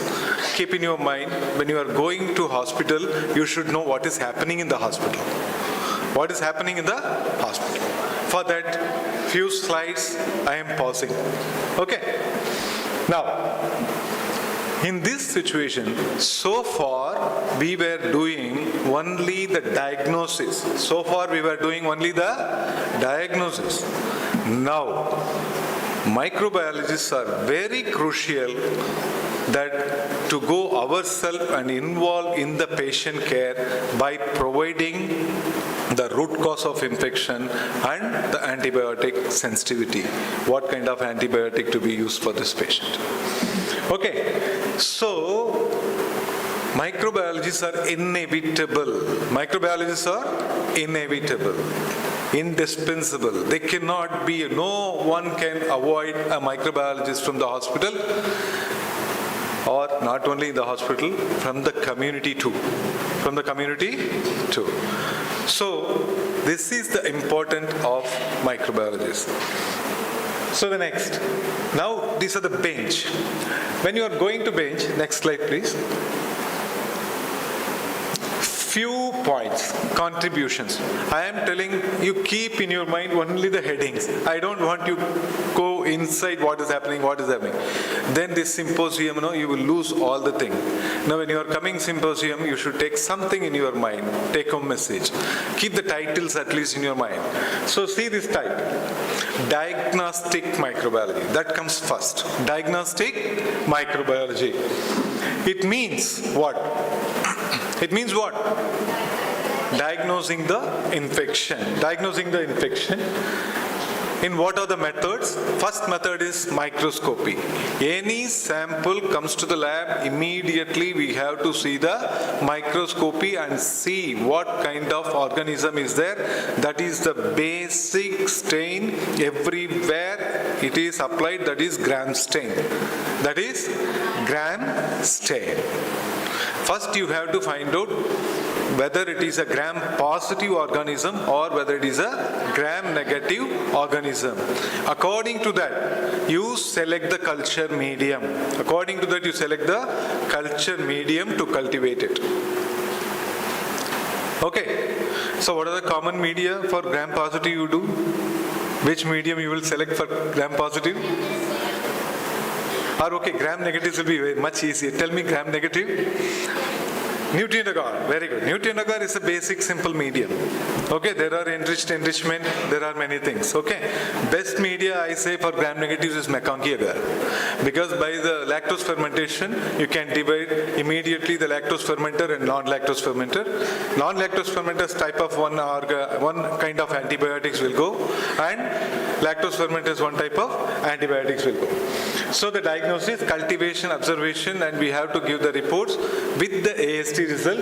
Apart from that, then we have to diagnose the antigen. What antigens are there? Sometimes we cannot see the we cannot grow the microorganism. In this condition, we have to do some. Treponema pallidum. Can we grow this organism in the laboratory? Can we grow Treponema pallidum? No. If a patient comes with a sexually transmitted diseases, venereal disease, so what now it is suspected Treponema pallidum, what you will detect? In this condition, you have to detect antigen. You have to detect the antigen. So how to detect antigen? So keep the ready anti-sera. Anti-sera contains antibody. Keep that anti-sera, take the serum, add it. If the flocculation occurs, immediately inform it is positive VD-oral test. It is positive VD-oral test. So this patient is suffering from the Treponema pallidum infection. Next you can see detection of microbial. This is your world. Molecular biology. Your world. It is not our world. We did not come, we are just crossing now these things. In the 1993 for us, molecular biology is one chapter. Only one chapter in the general microbiology. Now molecular biology is a separate degree subject. Okay, so it is your word, you know better than me. That is molecular biology, RT-PCR test we have to do. Then inflammatory host mechanisms also to be detected. What is the inflammatory host mechanism? When infection comes, the inflammatory response creates some kind of chemicals in our body, chemical changes in our body. So we have to do C-reactive protein is the basic test. C-reactive protein is the basic test that we have to detect. This is the diagnostic area. Next slide. Then treatment development, that already I said. We have to provide an antibiotic sensitivity result to the doctor along with the resistant pattern. Why? You are given a susceptibility and he can choose any antibiotic. Why should he choose a particular antibiotic and why should you give resistant pattern? And here one question, simple question we can come. For example, you all doing a lot of research. I have seen a lot of studies you are doing extractions, you are doing antimicrobial testing, everything. One test, you kept a disc in the nutrient agar, you made a lawn culture, kept a disc in the center, okay, and incubating. Next day you are seeing a zone. What it means? Microorganism? Sensitive. Is it guaranteed that it is sensitive for that? You're just creating a zone? For example, again I am telling you, Staphylococcus aureus, lawn culture, you made it in, you kept the penicillin disc in the center, incubated it, the zone came around 28 mm. How much? 28 mm. How big it is? Diameter is big, no? Now do you tell me whether it is sensitive or resistant? No, it's not sensitive. More than 32 mm diameter only is sensitive. 28 mm it's not sensitive. Okay, so we have to mention the resistant pattern. Why? Because that particular strain may be acquired penicillinase resistant. Acquired penicillinase resistance. So these things we have to inform to the doctor. So then only it is possible for them to choose the antibiotic. Otherwise, by seeing penicillin zone, he may choose the penicillin. But if you say acquired penicillinase, doctor will not choose penicillin, he will go to vancomycin. Vancomycin zone size, only 15 mm. Only 15 mm. But that will work out better than penicillin there because of resistant pattern. So, apart from that, microbiologists also help to discover new antibiotics. And they are always jointly working with pharmaceutical companies. In the laboratory, when we are doing a lot of research in the hospitals, we do a lot of pharmaceutical company, they come, they give the drug, we have to evaluate and we have to submit. So we develop antifungals, antivirals. Of course, we are not doing antivirals. Antivirals, it is done in Pune, NIV, but I am talking about general role of microbiologists. Next slide. Next slide.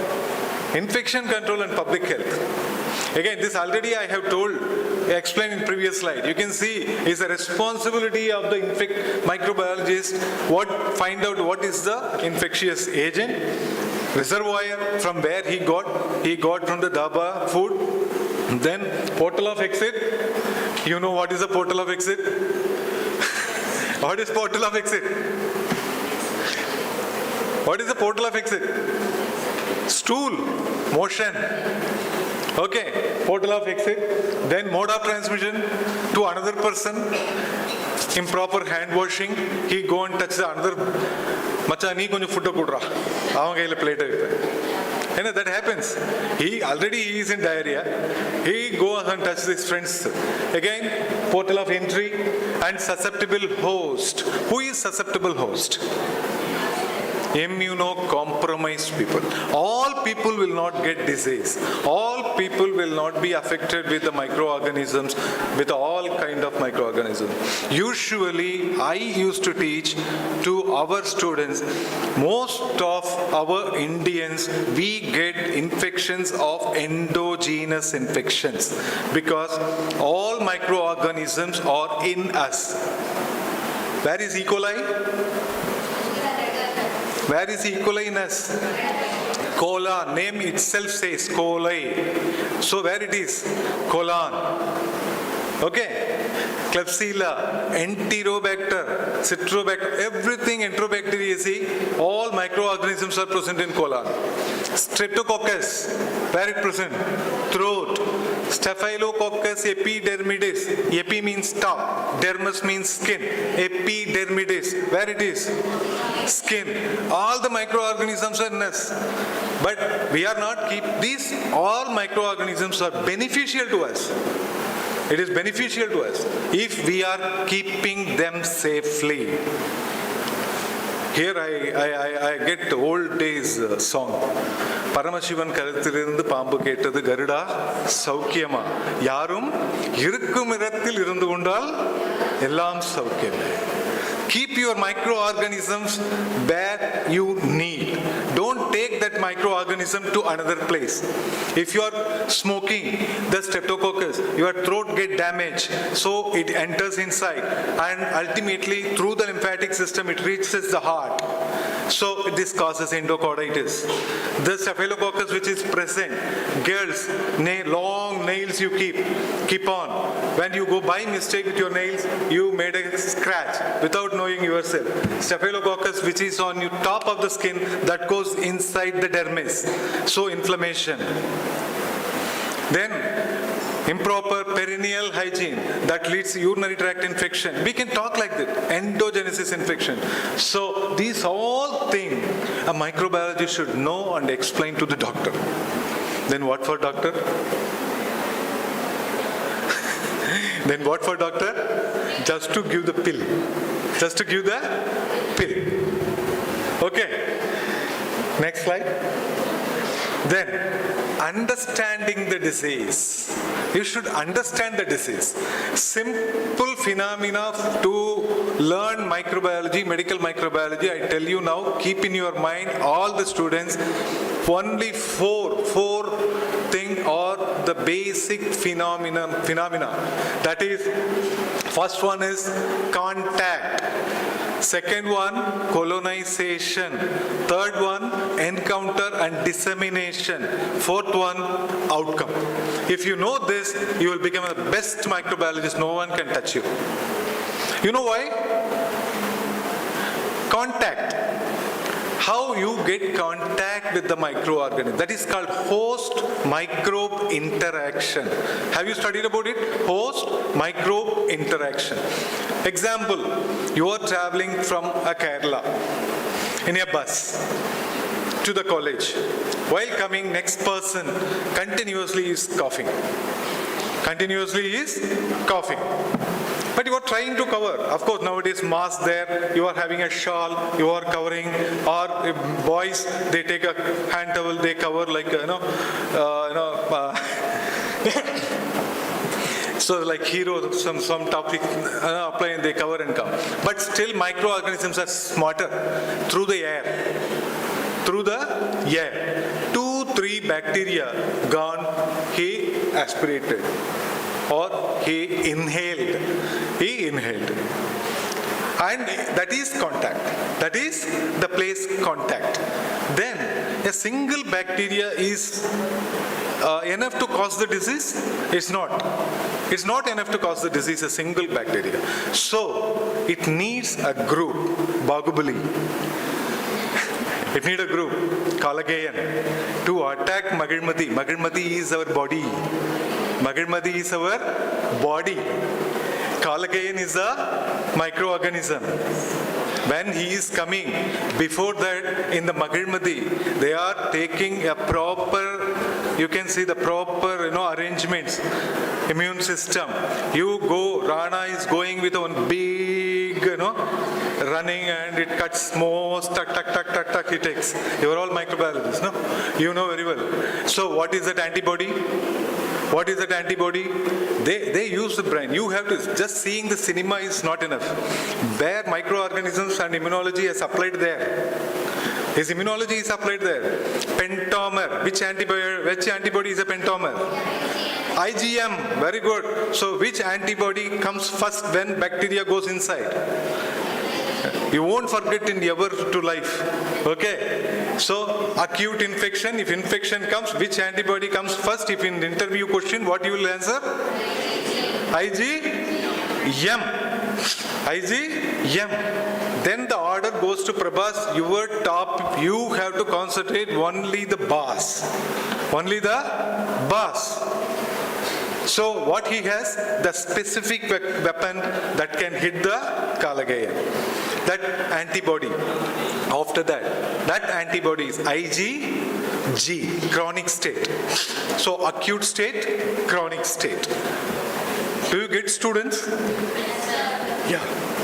So I'm coming again. So contact colonization. So that bacteria went inside the lung, it started colonized.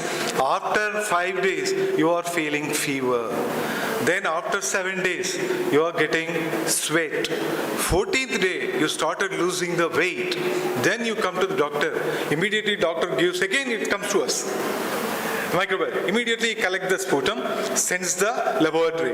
The microbiologist diagnoses and reports. What he reports? Mycobacterium tuberculosis. Mycobacterium? So what is the incubation period for Mycobacterium tuberculosis now? 14 days. How much? 14 days. So Mycobacterium tuberculosis culture, how many weeks you will incubate? 7 weeks. So from which week you can see the growth? Second week. So you should know, if anybody is giving mycobacterium culture, immediately you have to tell them clearly that this report will take minimum 2 weeks, maximum 7 weeks. You go stay at home. Okay, these things we have to get. So you have to understand. Then it disseminates from the lung through the lymphatic system. In our body, the only one system that is equally spread like circulatory system, that is lymphatics. That is lymphatic system. What is the role of lymphatics? No, it's not drainage. Lymphatic is your immune system. Lymphatic is your immune system. Through the immune system, it's traveling, so causing extrapulmonary tuberculosis. Now, in present world, the respiratory tuberculosis are very low. People are dying because of extrapulmonary. That is why government is taking so many steps for tuberculosis prevention. Because finding out is it. After that outcome also, the outcome how it will be? Either bacteria will leave or you will leave. Either bacteria will leave or you will leave. Otherwise what will happen? Both. both can leave. Otherwise either leg or hands will go. You will be like a vegetative body. So that is the outcome. So any bacteria, I tell you, just you have to know that. Diarrhea. Which bacteria causes? One bacteria example. Okay, you can take E. coli. E. coli O157. That is very dangerous. Enterotoxigenic, enteropathogenic, enterohemorrhagic, enteroinvasive, E. coli. So there, you will know that. Diarrhea. Okay, the diarrhea. Causative agent? Causative agent? So, what is the portal of entry then? Through food. Through food. Then where it will colonize? It will colonize in colon? No. Or it will colonize in stomach? No. Acid is there. It will die. No. Where it will colonize? Small intestine, bottom of the villi. There is a villi. Okay? So there it colonizes, then it penetrates in the lymphatic system, circulatory system, then it starts clearing the villi. So what's happening? Whatever you eat goes as a... Simple. Rough or tube irukku.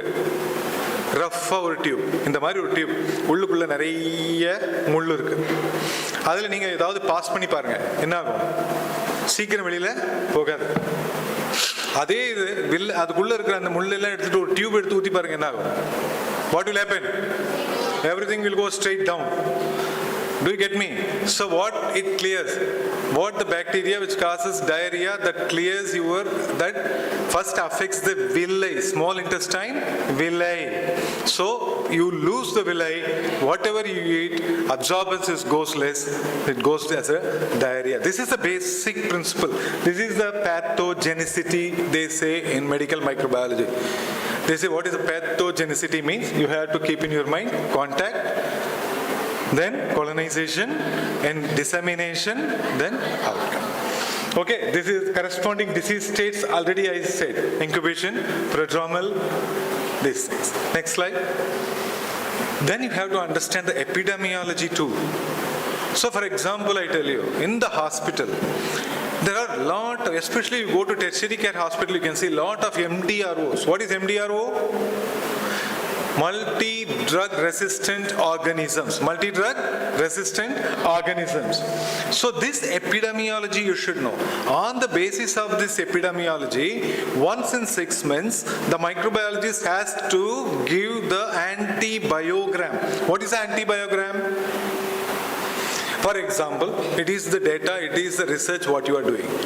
So if I am collecting these 6 months, around 150 Klebsiella I have isolated. Around the 150 Klebsiella, there is only 50 Klebsiella are multi-drug sensitive, remaining 100 are MDRO. So this data I have to provide every 6 months to the clinician.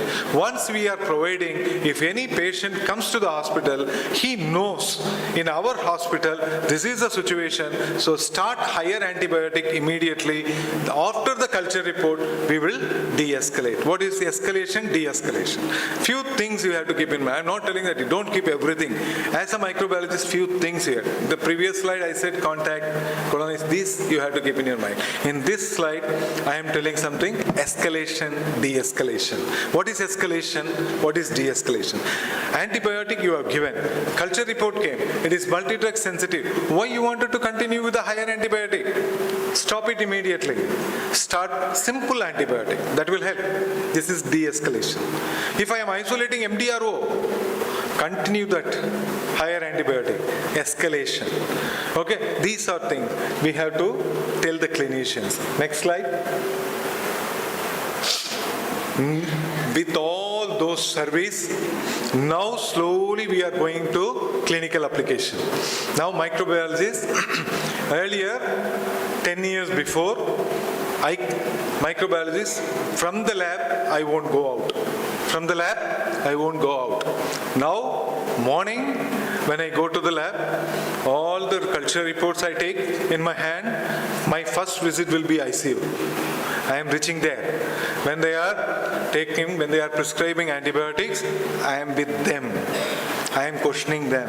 It is multi-drug sensitive. Why you wanted to do this? Why are you giving meropenem? You can augmentin is sensitive. So microbiology is clinical application. Why it is important? Why it is important? Because of the global rise of antimicrobial resistance. This is the big threat. Another 20 to 30 years, I tell you, there will not be any new antibiotic. There will not be any new antibiotic. Can you tell me one new antibiotic now?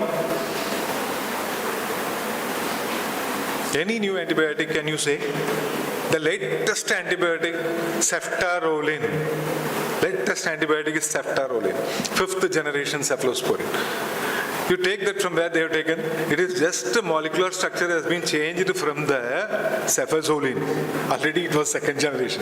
From the 2nd generation, few molecular changes happened and they are giving the same antibiotic again. That's all. Bacteria, I told you, is very smarter. It will understand within a day. If you are giving ceftaroline improperly, the bacteria will develop resistance within 2 days. Within 2 days. So this is the status now. So that is why microbiologists, you have to go to the bedside. Next, and the last one, very important, culture report. How many days you will take, dear students? If one culture report, how many days you will take? Culture and sensitivity report.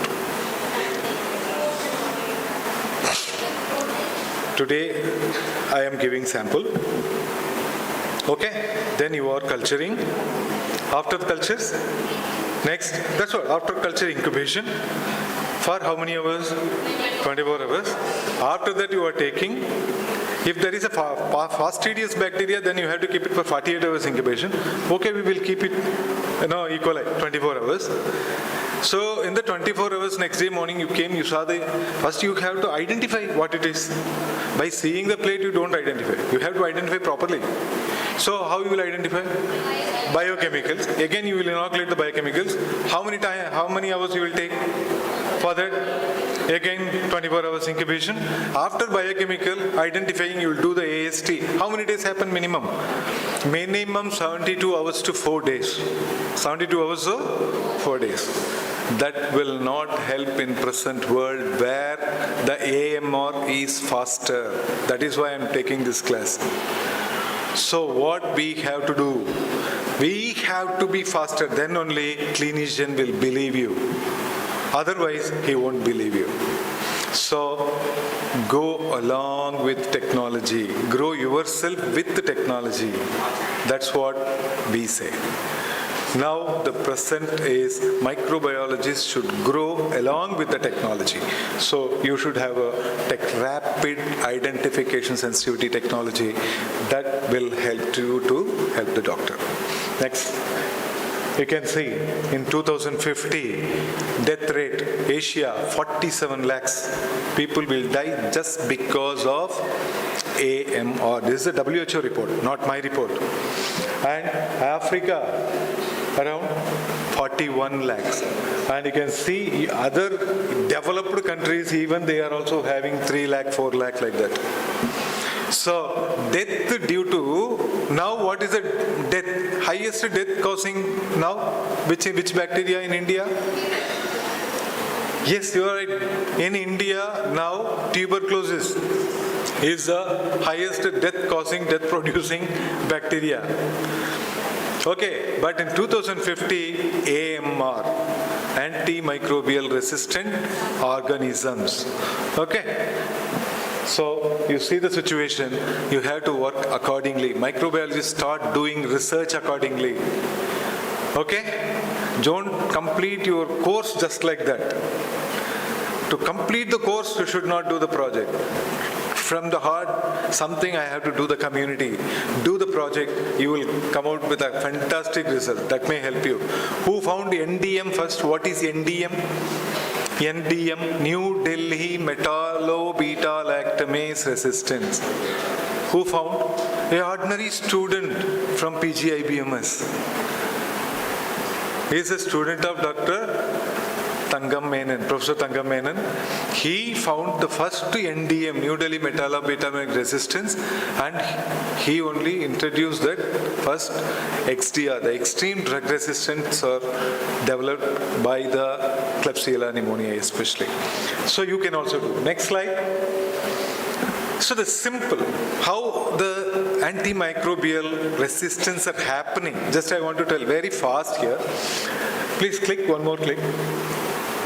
Actually, when you are administering the antibiotic, first time antibiotic approaches the bacterial surface. That is called approximation.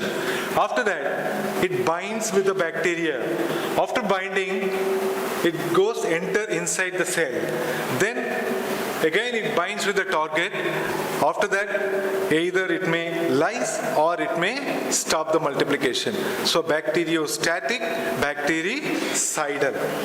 Okay, bactericidal means kill the bacteria. Bacteriostatic means stop the multiplication. So anything can happen. Can you see there the X marks? In between black X marks, those are the places where the possibilities of antimicrobial resistance can develop. First is surface binding, alteration in the binding protein. Bacteria has binding proteins in the surface. On the basis of that only drug has been produced. Okay, bacteria alters that.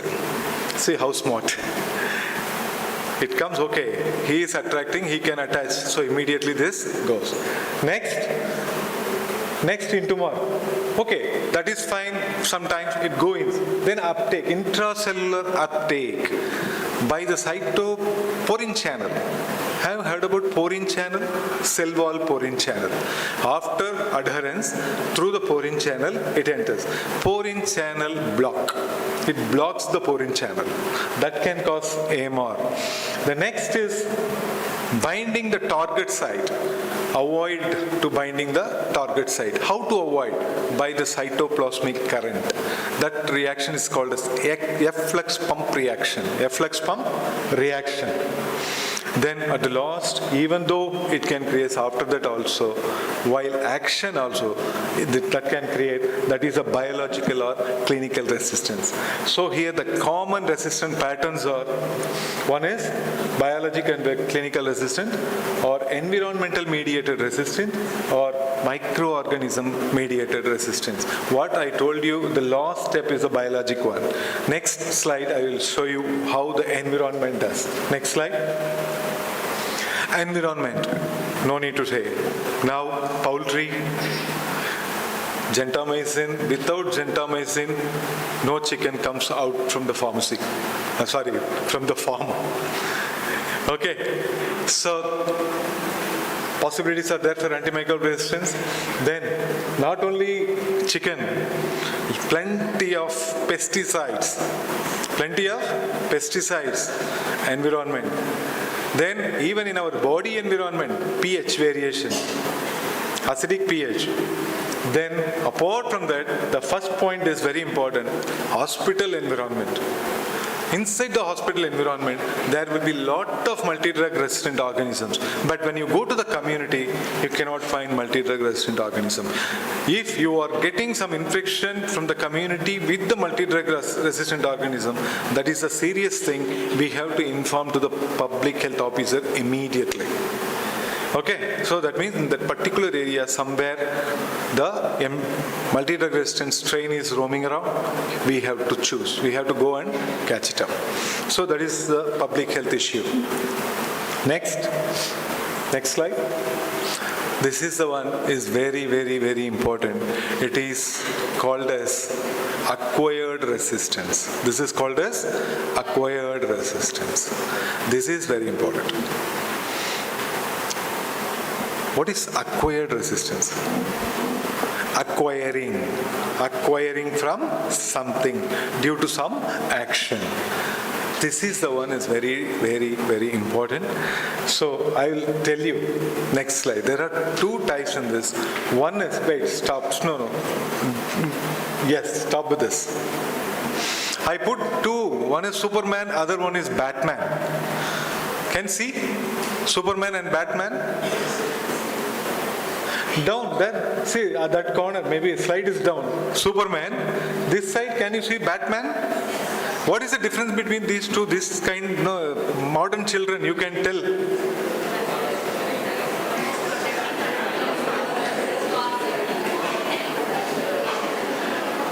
Modern children, why you are silent? You can also tell.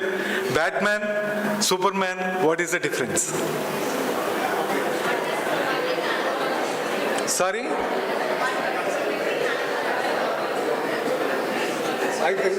One? No. Batman also is a protective man. No. Batman also is good. Don't think Batman is bad. Batman is very good, better than Superman. Simple. Please. That's why I'm telling. When you are watching movies, don't see just kuttatam. See the principle behind. There are signs. Without signs, no movie is there. So here I tell you, Superman, from the birth he get the power. You go and see Superman movie. From the birth he get the power. But Batman, while growing, half the way he get the power. That is the one. Intrinsic, next click, just click next one. That is one, intrinsic resistance. Other one is acquired resistance. Intrinsic resistance, when antibiotic comes to the market, that time itself, it shows this particular antibiotic will not work for these organisms. That is because these organisms are intrinsic resistant to this. For example, cephalosporins, it won't work for Enterococcus. Don't use. If you isolated Enterococcus, can you test for cephalosporin? If you put cephalosporin, if I am an examiner, I will put 0. Even though if you are showing resistant, I will put 0. Because my question is, why you have tested? Because it is intrinsic resistant, you should not test it. So the same way you can say anaerobic bacteria. For the anaerobic bacteria you isolated and you are testing for aminoglycosides? No, it is not. So the next one is gram-negative bacteria. Glycopeptides, vancomycin, at any cost you should not use. So this is the intrinsic resistance, because these organisms are intrinsic resistant, and acquired resistance is, sorry, I am very slow, I'll go little faster. So acquired resistance is unpredictable. Unpredictable. And this can cause due to so many reasons that I mentioned. I did not go inside, but and all you can keep in mind. Next slide. Stop. Now what? You know all resistance pattern. What is the role of microbiology? What are the resistant pattern you have seen? Now, so what we have to do now as a microbiologist? What we have to do now? Yeah, just click. Can you see that sentence? Diagnostic stewardship.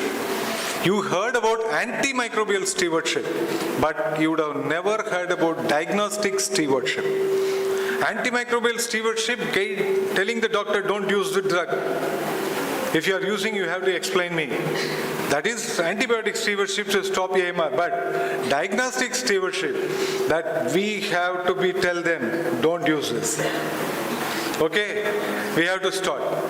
How? If you wanted to tell what you should have, what you should have? The rapid information. The rapid information. Next slide. So, advanced diagnostic technology should be with you. Then that diagnostic, you have to give the minimum inhibitory concentration level of antibiotic. Without this, at any cost, you cannot release the report. And even this, within 24 hours, you have to give. Is it possible? Yes or no? It is possible. Next slide, please. See here, just I give you faster diagnosis that helps targeted antibiotic therapy. If you give, can you see before 24 hours, that side. This side you can see later. The before 24 hours if you give, that helps targeted therapy. The next, better admission decision. Not necessary to admit in the hospital. Just take the medicine, go home. Next, reduce length of stay in the hospital. No need to stay for a long time. Stay for 1 day or 2 days. If you give your culture report within 24 hours with the antibiotic, then slow the diagnosis, just opposite. Overuse of antibiotic, that leads to antimicrobial resistance, unnecessary admission sitting in the hospital, then higher inpatient stay, long time. 2 days you have to stay, you have to stay for 20 days. Next slide. So the benefits, definitely there are benefits. Rapid testing, there is available. You can see now, including growth, antibiotic susceptibility, we can give result within 18 to 24 hours. 18 to 24 hours. Next slide. Accuracy. You can avoid all manpower errors. Pipetting errors can be avoided. So that increases the higher accuracy. Next slide. And in this, just go to previous slide. Just one thing I wanted to highlight. Can you see the negative predict value and positive predict value? What is that predictive? Here, what this? No, you would have science people, you would have seen a lot of positive prediction and negative prediction. Where this comes in medical microbiology, in the hospital. For example, I tell you, a patient has come with a respiratory infection. Doctor suspects tuberculosis, and he sends to the test. If tuberculosis comes out positive, he will be happy because positive prediction. Positive prediction. He is very happy. He will start treatment and he will send. If tuberculosis comes out negative, what will happen? Negative prediction, that also important. That he will have a list. What is, apart from tuberculosis, what are the organisms can cause the common respiratory infection? Those antibiotics. That negative prediction also helps the clinician to avoid unnecessary tuberculosis treatment, to find out something different, what it is. Okay, next. Is we can reduce around 30% of the errors due to automation. Next, one example I am taking, that is BSI. What is BSI? Bloodstream infection. What I am telling is BSI, bloodstream infection. Maybe all are tired, lunchtime. I'll go faster, but please listen here, little bit important. What we are diagnosing, just one by one, you have to click. So, first click, can you do that? Yeah. What we are detecting now is what you are seeing in the iceberg. But what we have to detect is below. Next slide. Next click. Yeah. What is actual detection? What we have to do this? Is it possible to do? How to do the blood culture? Now, how you are doing in a common laboratory? You go there, they will give you a broth, a small bottle, 4 ml. Then you will add a small 2 drops of blood. Then they will shake it, send it to the laboratory. Then you will keep it in incubation. After 24 hours, subculture, no growth. 48 hours, subculture, no growth. 72 hours, subculture. No, that is not the way. In 1 ml of blood, only 30 CFU will be there. What is CFU? Happy, not sleeping. No one is sleeping. Yeah. So, how many bacteria will be there? Only 30 bacteria if a bloodstream infection. So, if you want to see a bacteria in the gram stain, you should have minimum 10 power 4. So, blood can you see in the gram stain? No. To want to direct culture, again you need 10 power 4. Is it possible? No, because only 30 bacteria there per ml. So, volume of blood should be increased. Okay, so you have to explain the patient, I am going to take you 40 ml of blood now. Yes, we have to. We have to. That's what I am coming. Just click next.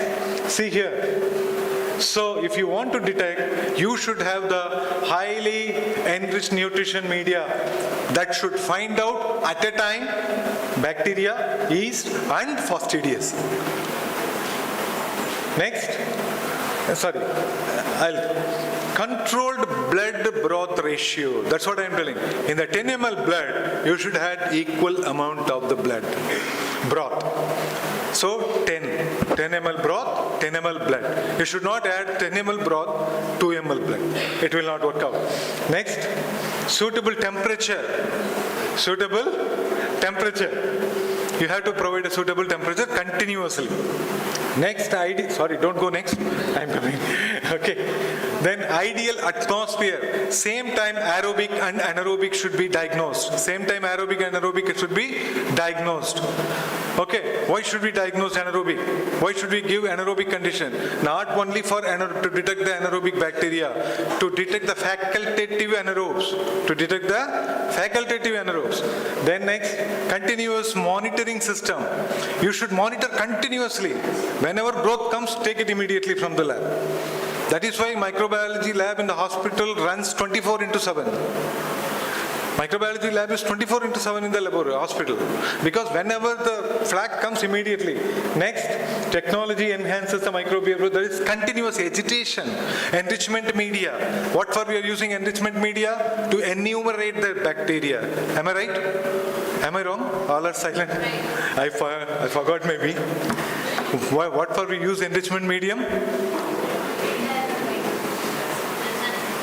To enumerate. Okay, so we should use that. So if you want to enumerate, continuous agitation should be there. Simple phenomena, binary fission. Wait panna or shake You have to make it continuous agitation. Then you can see immediate alert. When positive comes, immediately the instrument should alert. Next, neutralizing antimicrobial agents. There is a SPB, there is one polyabsorbent particle is there. that will shake and absorb all the antimicrobial which is present. That will help the bacteria. Then volume, as I said earlier. Next slide. See, there are plenty of companies. I am not telling, I am not showing, I am not here to promote one company. What I am using, I am showing. That's all. Okay? You should not say, Sir has come and promoted this. No, I am not promoting. So in this, you see, different colors. The red is anaerobic and green is aerobic. Then yellow is pediatric. For the pediatric patient also, I will go and collect 40 ml. Don't stand. No, you should not. For the baby, you have to collect only 4 to 5 ml. 4 to 5 ml. Because, why that yellow color? Blood broth ratio. To maintain the blood broth ratio. Nothing. So in this equipment you can see the bottle backside it has a membrane. Whenever, if there is a bacteria, if bacteria multiplies, what will happen? Gas production will be there. Yes or no? What gas will be there? What gas production? Carbon dioxide. So this carbon dioxide will change the color of the filter, membrane filter which is back of the bottle. So color changes, green to yellow. When yellow color comes, immediately the calorimeter continuously it is monitoring and it captures and it gives the flag in the blue, that monitor, no? The whole monitor will turn yellow. So immediately we will go and open the rack, take which bottle, that the lamp light will show the light, take that bottle, subculture, take what bacteria, inform to the doctor. So how easy it is. Next slide. So this is the continuous monitoring blood culture system is available. So the advantages you can see, whenever continuous monitoring, it has every 10 minutes. It monitors every 10 minutes. Nammalada enna pannuvom?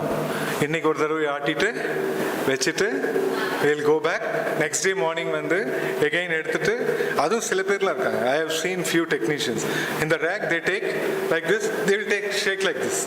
Even they don't shake the bottle like this. They will shake that. They should not be like that.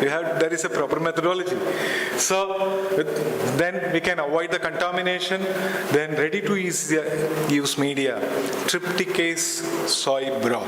That is the best broth for blood culture. Trypticase soy broth. Next, media for antibiotic neutralization.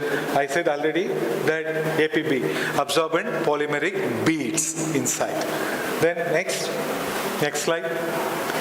Then I come to the identification. Now bacteria has grown, cultured. After culture, 12 hours over now. Then how will you do? We are Indians are very smarter, no? Sensory. By seeing Proteus. Foul smell. Yes. We used to identify those days.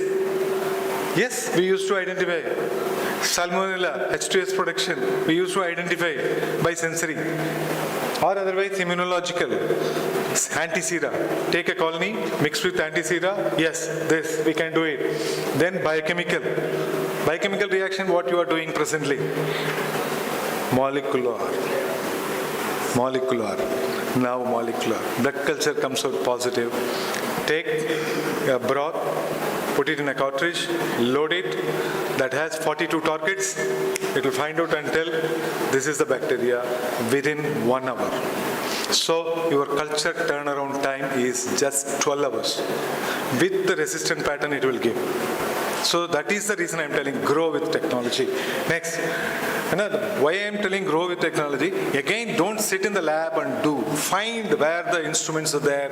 Go there, do the research, ask your professors, get letters. Good. Plenty of institutes are there. Government institutes are having well developed. So you can go do your research there. Next slide. Private college is not possible to invest that much. So next, identification, mass spectrometry. This is the present world this is the gold standard identification now. So here, usually mass spec we were using earlier to find the element concentration. But now, next, it has come for bacteria. So around 3,500 genera has been so far, they created a library. And 5,000 subspecies of the genera is again they have created. Now it is available in the market. 2 companies only they are producing. One is Vitec MS, that is from Biomerio. Other one is Bruker. 2 companies they are doing MS for bacterial identification. So here, next slide. So that helps you cost saving, very easy. Take a slide, take a colony, just make a small smear in the well, keep a CHCSS matrix and allow it for crystallization. After crystallization, load it in the instrument, give 5 minutes for the vacuum, then within 2 minutes it will blast. You pause that, next slide, how it works out. So there are 3 source analyzer detector, there are 3 steps are there in the MOS spec. So next slide, yeah. So first you made a smear, keep inside the slide, just click one by one. Now ionization, by passing the laser beam, the crystals are blasted. When crystals are blasted, there is an electrode that accelerates and divides protein molecule separately from the other molecule. Then this protein molecule travels further, that is called time of flight.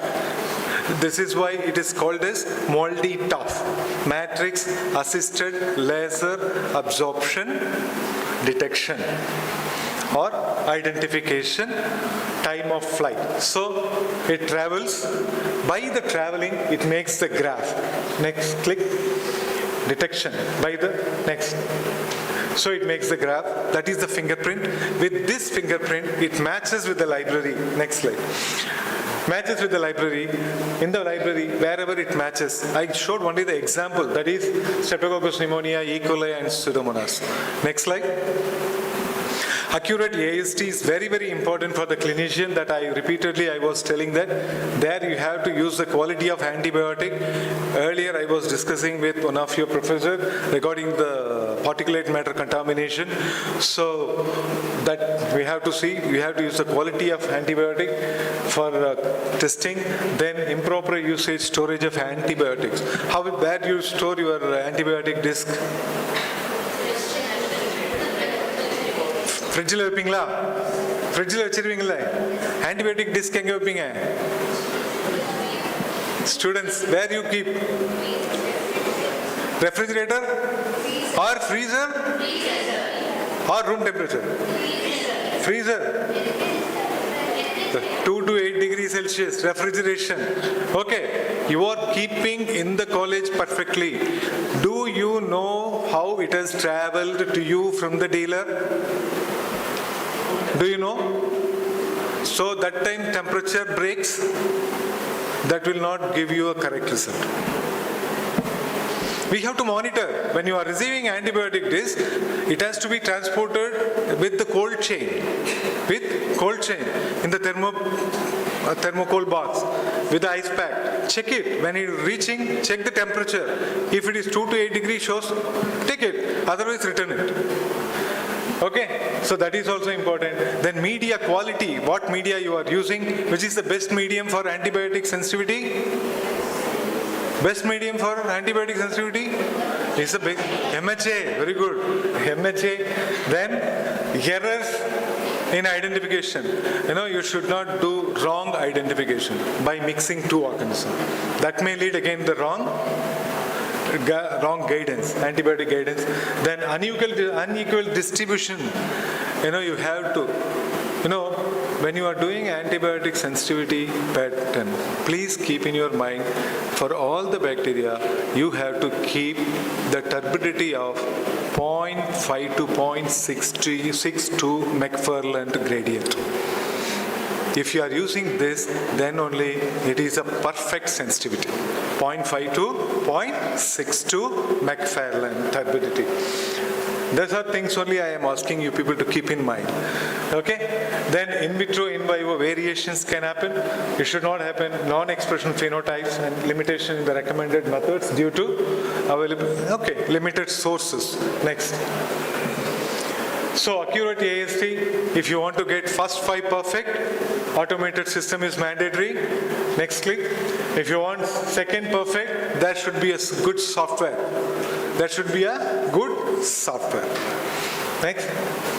This is the equipment what we use, Vitek 2, for identification, for AST. We use identification with MALDI and sensitivity with the editing. So the whole, next slide.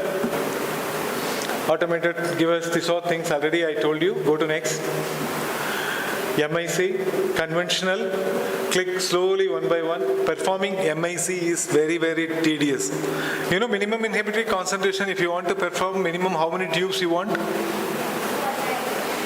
How many tubes? Minimum 12, maximum 24. If you want to do manually, then it is very cumbersome. You have to sit for hours. Next. Impossible to perform a panel of antibiotic at a time. You have to perform one by one, one by one. Next, time consuming. Yes, definitely time consuming. Next, for time consuming for what? Performing the test. Next, then 24 hours incubation needed. Next, automated, see it is flashed, immediately came everything. There one by one I showed because it is slow. Automated, just I flashed.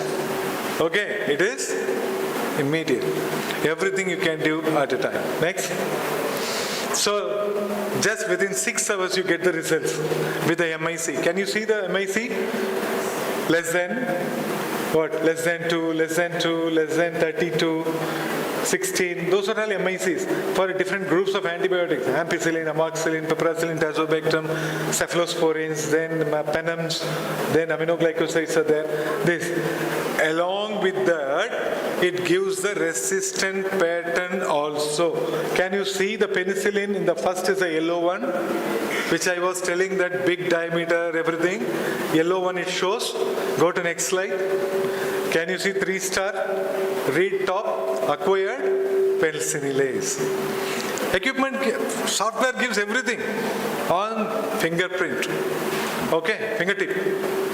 So this is helpful. Next. Syndromic approach. Syndromic approach is very important. That means you are going to detect if it is a respiratory infection.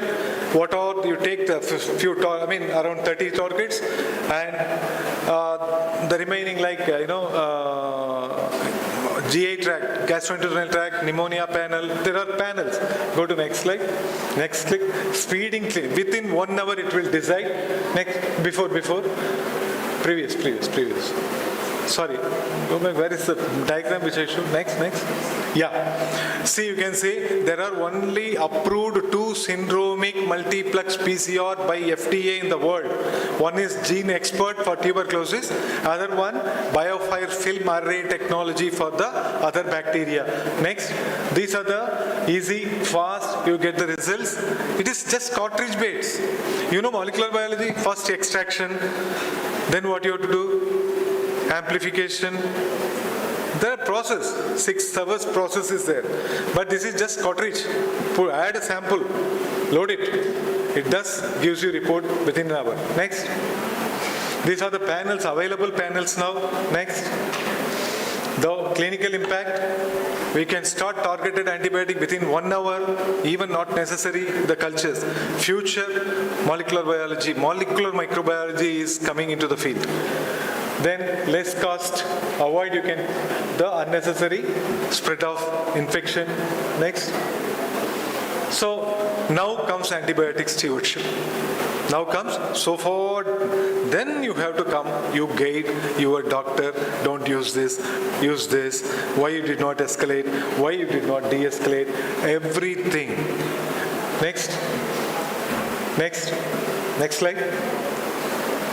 These are the jobs microbiologist does in the antibiotic stewardship. Earlier diagnostic stewardship, now antibiotic stewardship. So, one is timely, reliable report, then discuss with the committee, educate your healthcare workers, then promptly report within 24 hours, then optimize.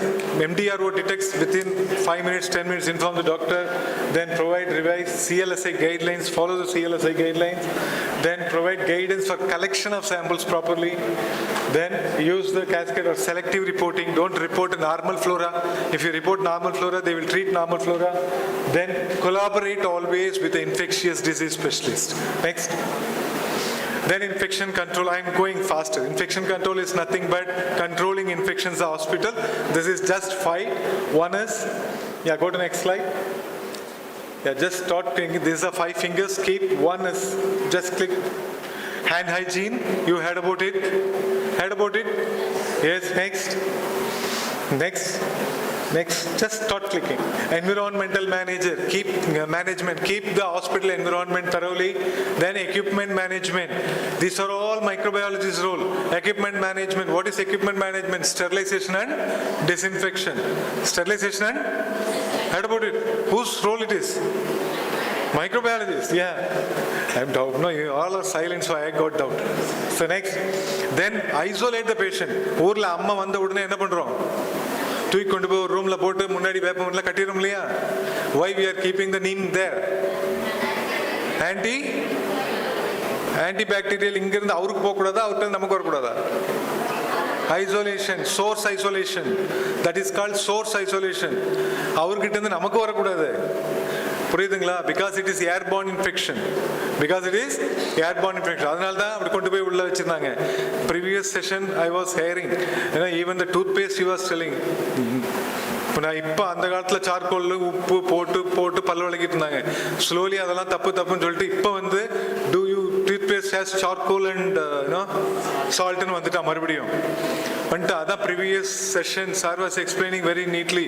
So you can see எத்தனை பேர் Colgate toothpaste purchase பண்ண தெரியும்? There are 3 dots in the bottom. பார்த்துருக்கீங்களா? Green, red, black. Green, red, black. எது வாங்கணும்? Green, natural. Okay. Red is purely chemical made. So toothpaste கூட வாங்க கத்துக்கணும் இனிமே. கேர்ஃபுல்லா இருக்கணும். Okay. Next is antimicrobial stewardship, which I already explained. Next slide. So next, these are knows by them, how to wash hands. This is the environment. You have to manage housekeeping. Hospital should not be like this. Should be neat and tidy. Next. Then high touch areas. What is high touch areas? What is high touch area? Frequently where a person touches, that area is a high touch area. Those areas you have to clean immediately. You have to clean immediately. Next. Then biomedical waste segregation is very, very important. Very important. You have to segregate organic, inorganic separately. Okay, and pharmaceutical you have to separate, you have to. All should have a, caution symbols. Next. Then equipment cleaning, disinfection, sterilization, I said already. Go next. Next slide. In the sterilization hospital, we follow this classification, Spalding classification. So what is Spalding? Non-critical, semi-critical, critical. Non-critical equipments which touches the intact skin. Stethoscope, BP apparatus, these are all non-critical. Then semi-critical, scope, which touch your only the mucosa, scope. Then critical, all which is piercing your skin. All which are piercing, that is surgical. Okay? On the basis of that, we have to do the sterilization, disinfection. Next slide. Then isolation, you have to follow airborne infection, contact infection, droplet infection accordingly. You have to isolate the patient immediately. Next. Then again the same thing, antimicrobial stewardship. These are the 5 pillars. Next. Next, conclusion. My conclusion is technology has tremendous potential in truly bringing clinical microbiology laboratory from the bench to bedside. Then there is a continuous research and innovation in bringing newer technology, novel methods into routine practice. Then never think automation will not give you a job. Okay, it is help you in your job. Okay, if you bring lot of automation, you should not think it won't help, our job will be finished. No, that is only the helping module to you. So without the human brain, nothing. Because machine is machine. Okay? That's all. My class. Thank you. Thanks a lot.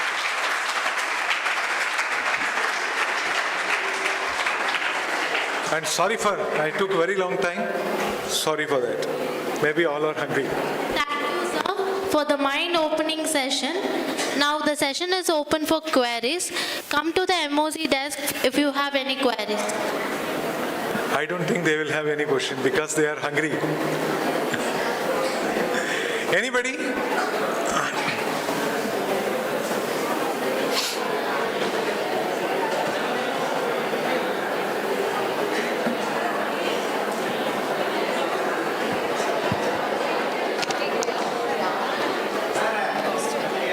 Yes, sir.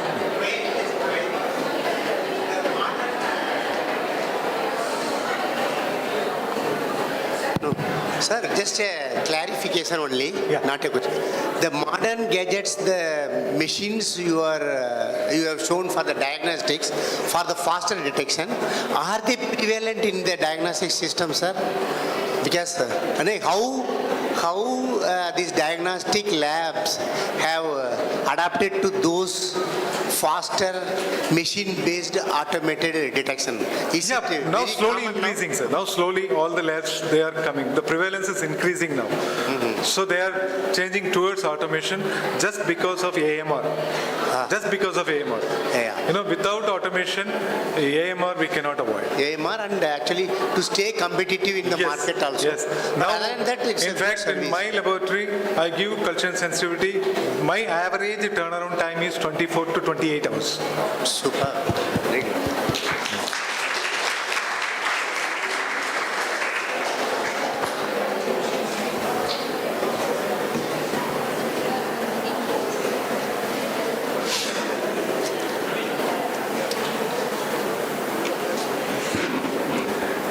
Thank you.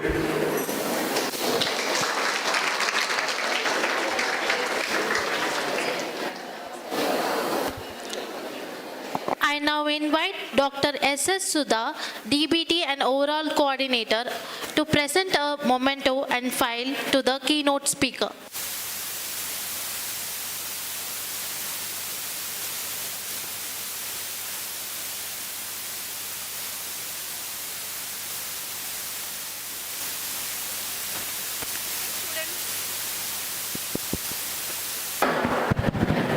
Thank you so much, sir, for enlightening us with your topic, bench to bedside.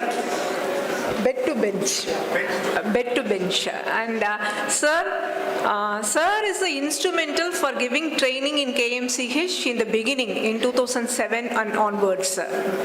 Okay, now you have got some streamlined procedure for going to KMCH hospital to get trained, no? All departments, micro, biotech, biochemistry, all bioscience department put together, three days you are going. Earlier, only microbiology students are allowed to go for training, that too with the help of Gandhiraj sir. And we have received plenty of training for our students, and even students have got more than 1 month training that helps for them to go for clinical research and other hospital side to work in Bangalore and Mumbai. Thank you, sir. At this juncture, I wanted to thank you. Thank you so much for your enlightened talk. Thank you, sir.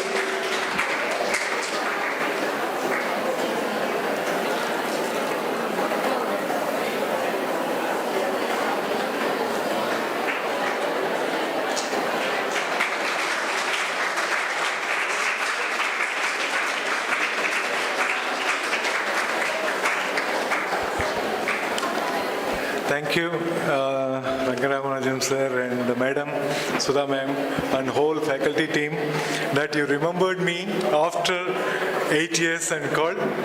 Thanks. Now I felt that I came to my home. Thank you very much.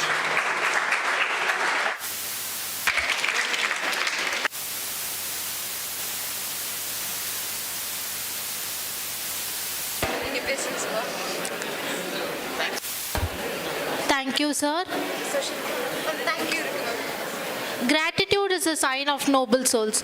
I now invite Ms. Srinidhi from 2nd BSc Microbiology to deliver a vote of thanks. Good afternoon, everyone. I extend my sincere thanks to Dr. D. Gandhiraj for an insightful and engaging session on bench to bedside microbiology in healthcare. Your expertise and passion have truly enlightened us on the crucial role of microbiologists in healthcare. We are grateful for your time contribution. Thank you, sir.